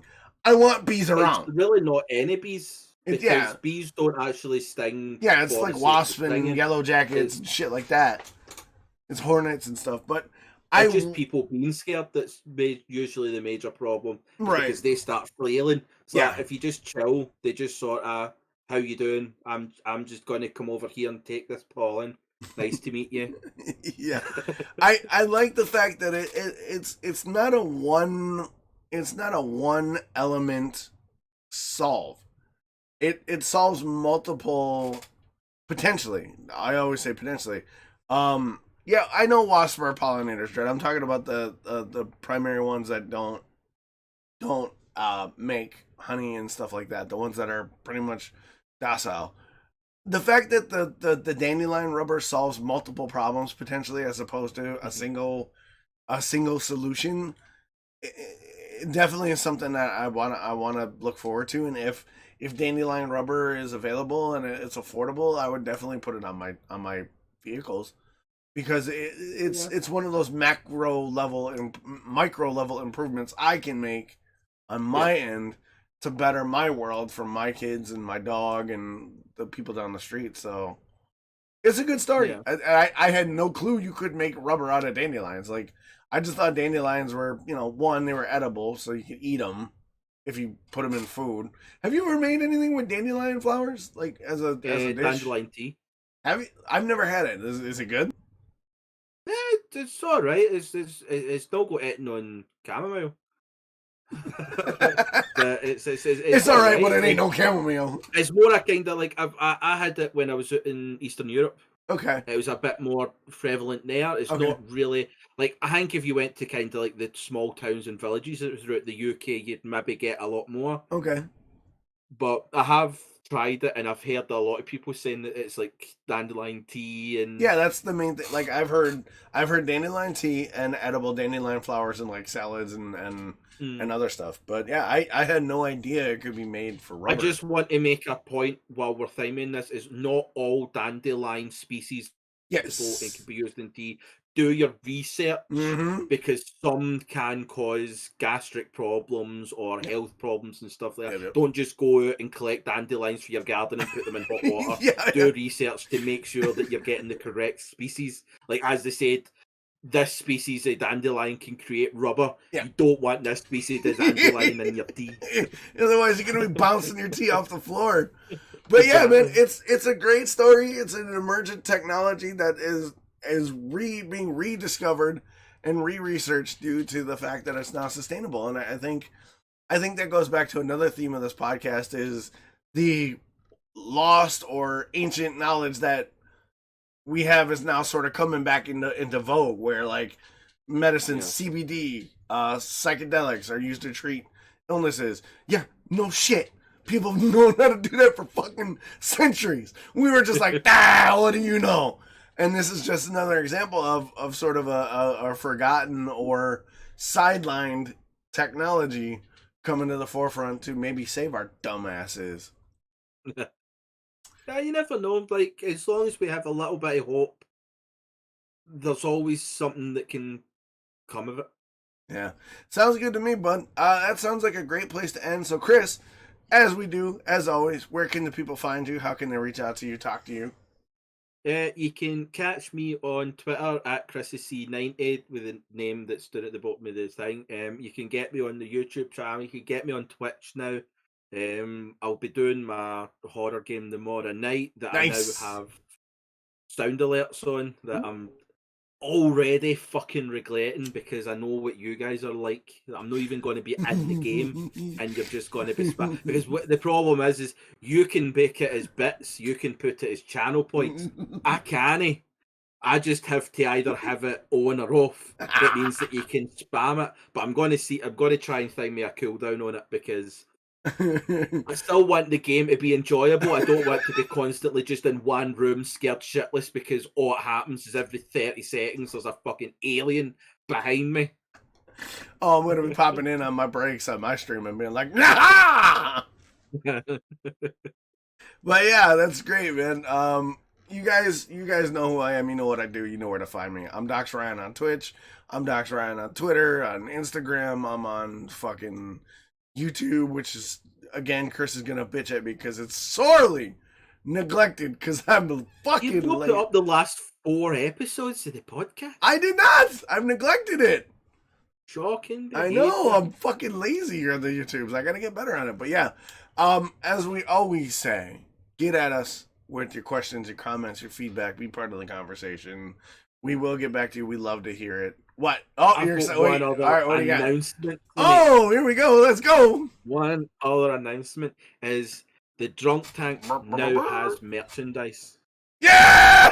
All right, let's go. Now his merchandise. There's 2 different sites that you can get to. We've got a Design by Humans one, Do or we? Human by Designs, Designed by and we've humans. got Do we? a Redbubble one. Okay. The reason why I got the 2 is because when I done the Design by Humans one, they wanted to get shipped to the UK the same price as what the items were. Oh, So okay. to get £20 worth of items, they wanted £41 Okay. all in. Whereas with Redbubble for the UK ones, it cost £3 delivery, Oh, nice. which is a miss. But the funniest thing is I then decided, well, I'll have the Redbubble for the UK EU because it seems to be this is where it comes from, and then the Designed by Humans can be the US version Right. because it'll be cheaper to deliver it there. And then when I done the Redbubble stuff, they wanted an extra pound.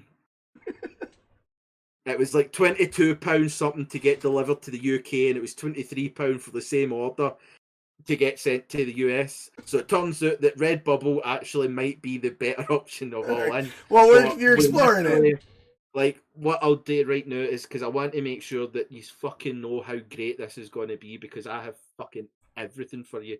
If I go into the store, we have Send me the link. I'll put it on stream. Oh shit! You're asking for things now. Of course I am. I I'm always asking for things, you know.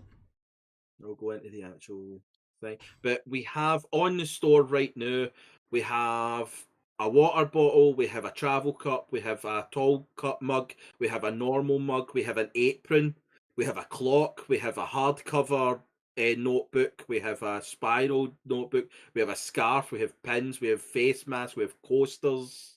We've got a throw cushion because I wanted a fucking throw cushion. You selfish bastard! I went all fucking out for it. Nice. I like it. I like it.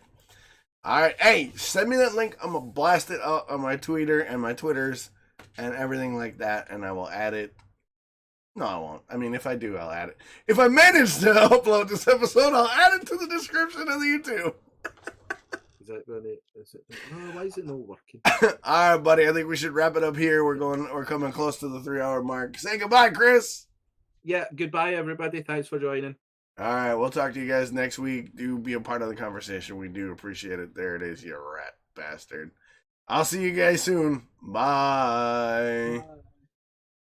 Transition. There it goes. Bye.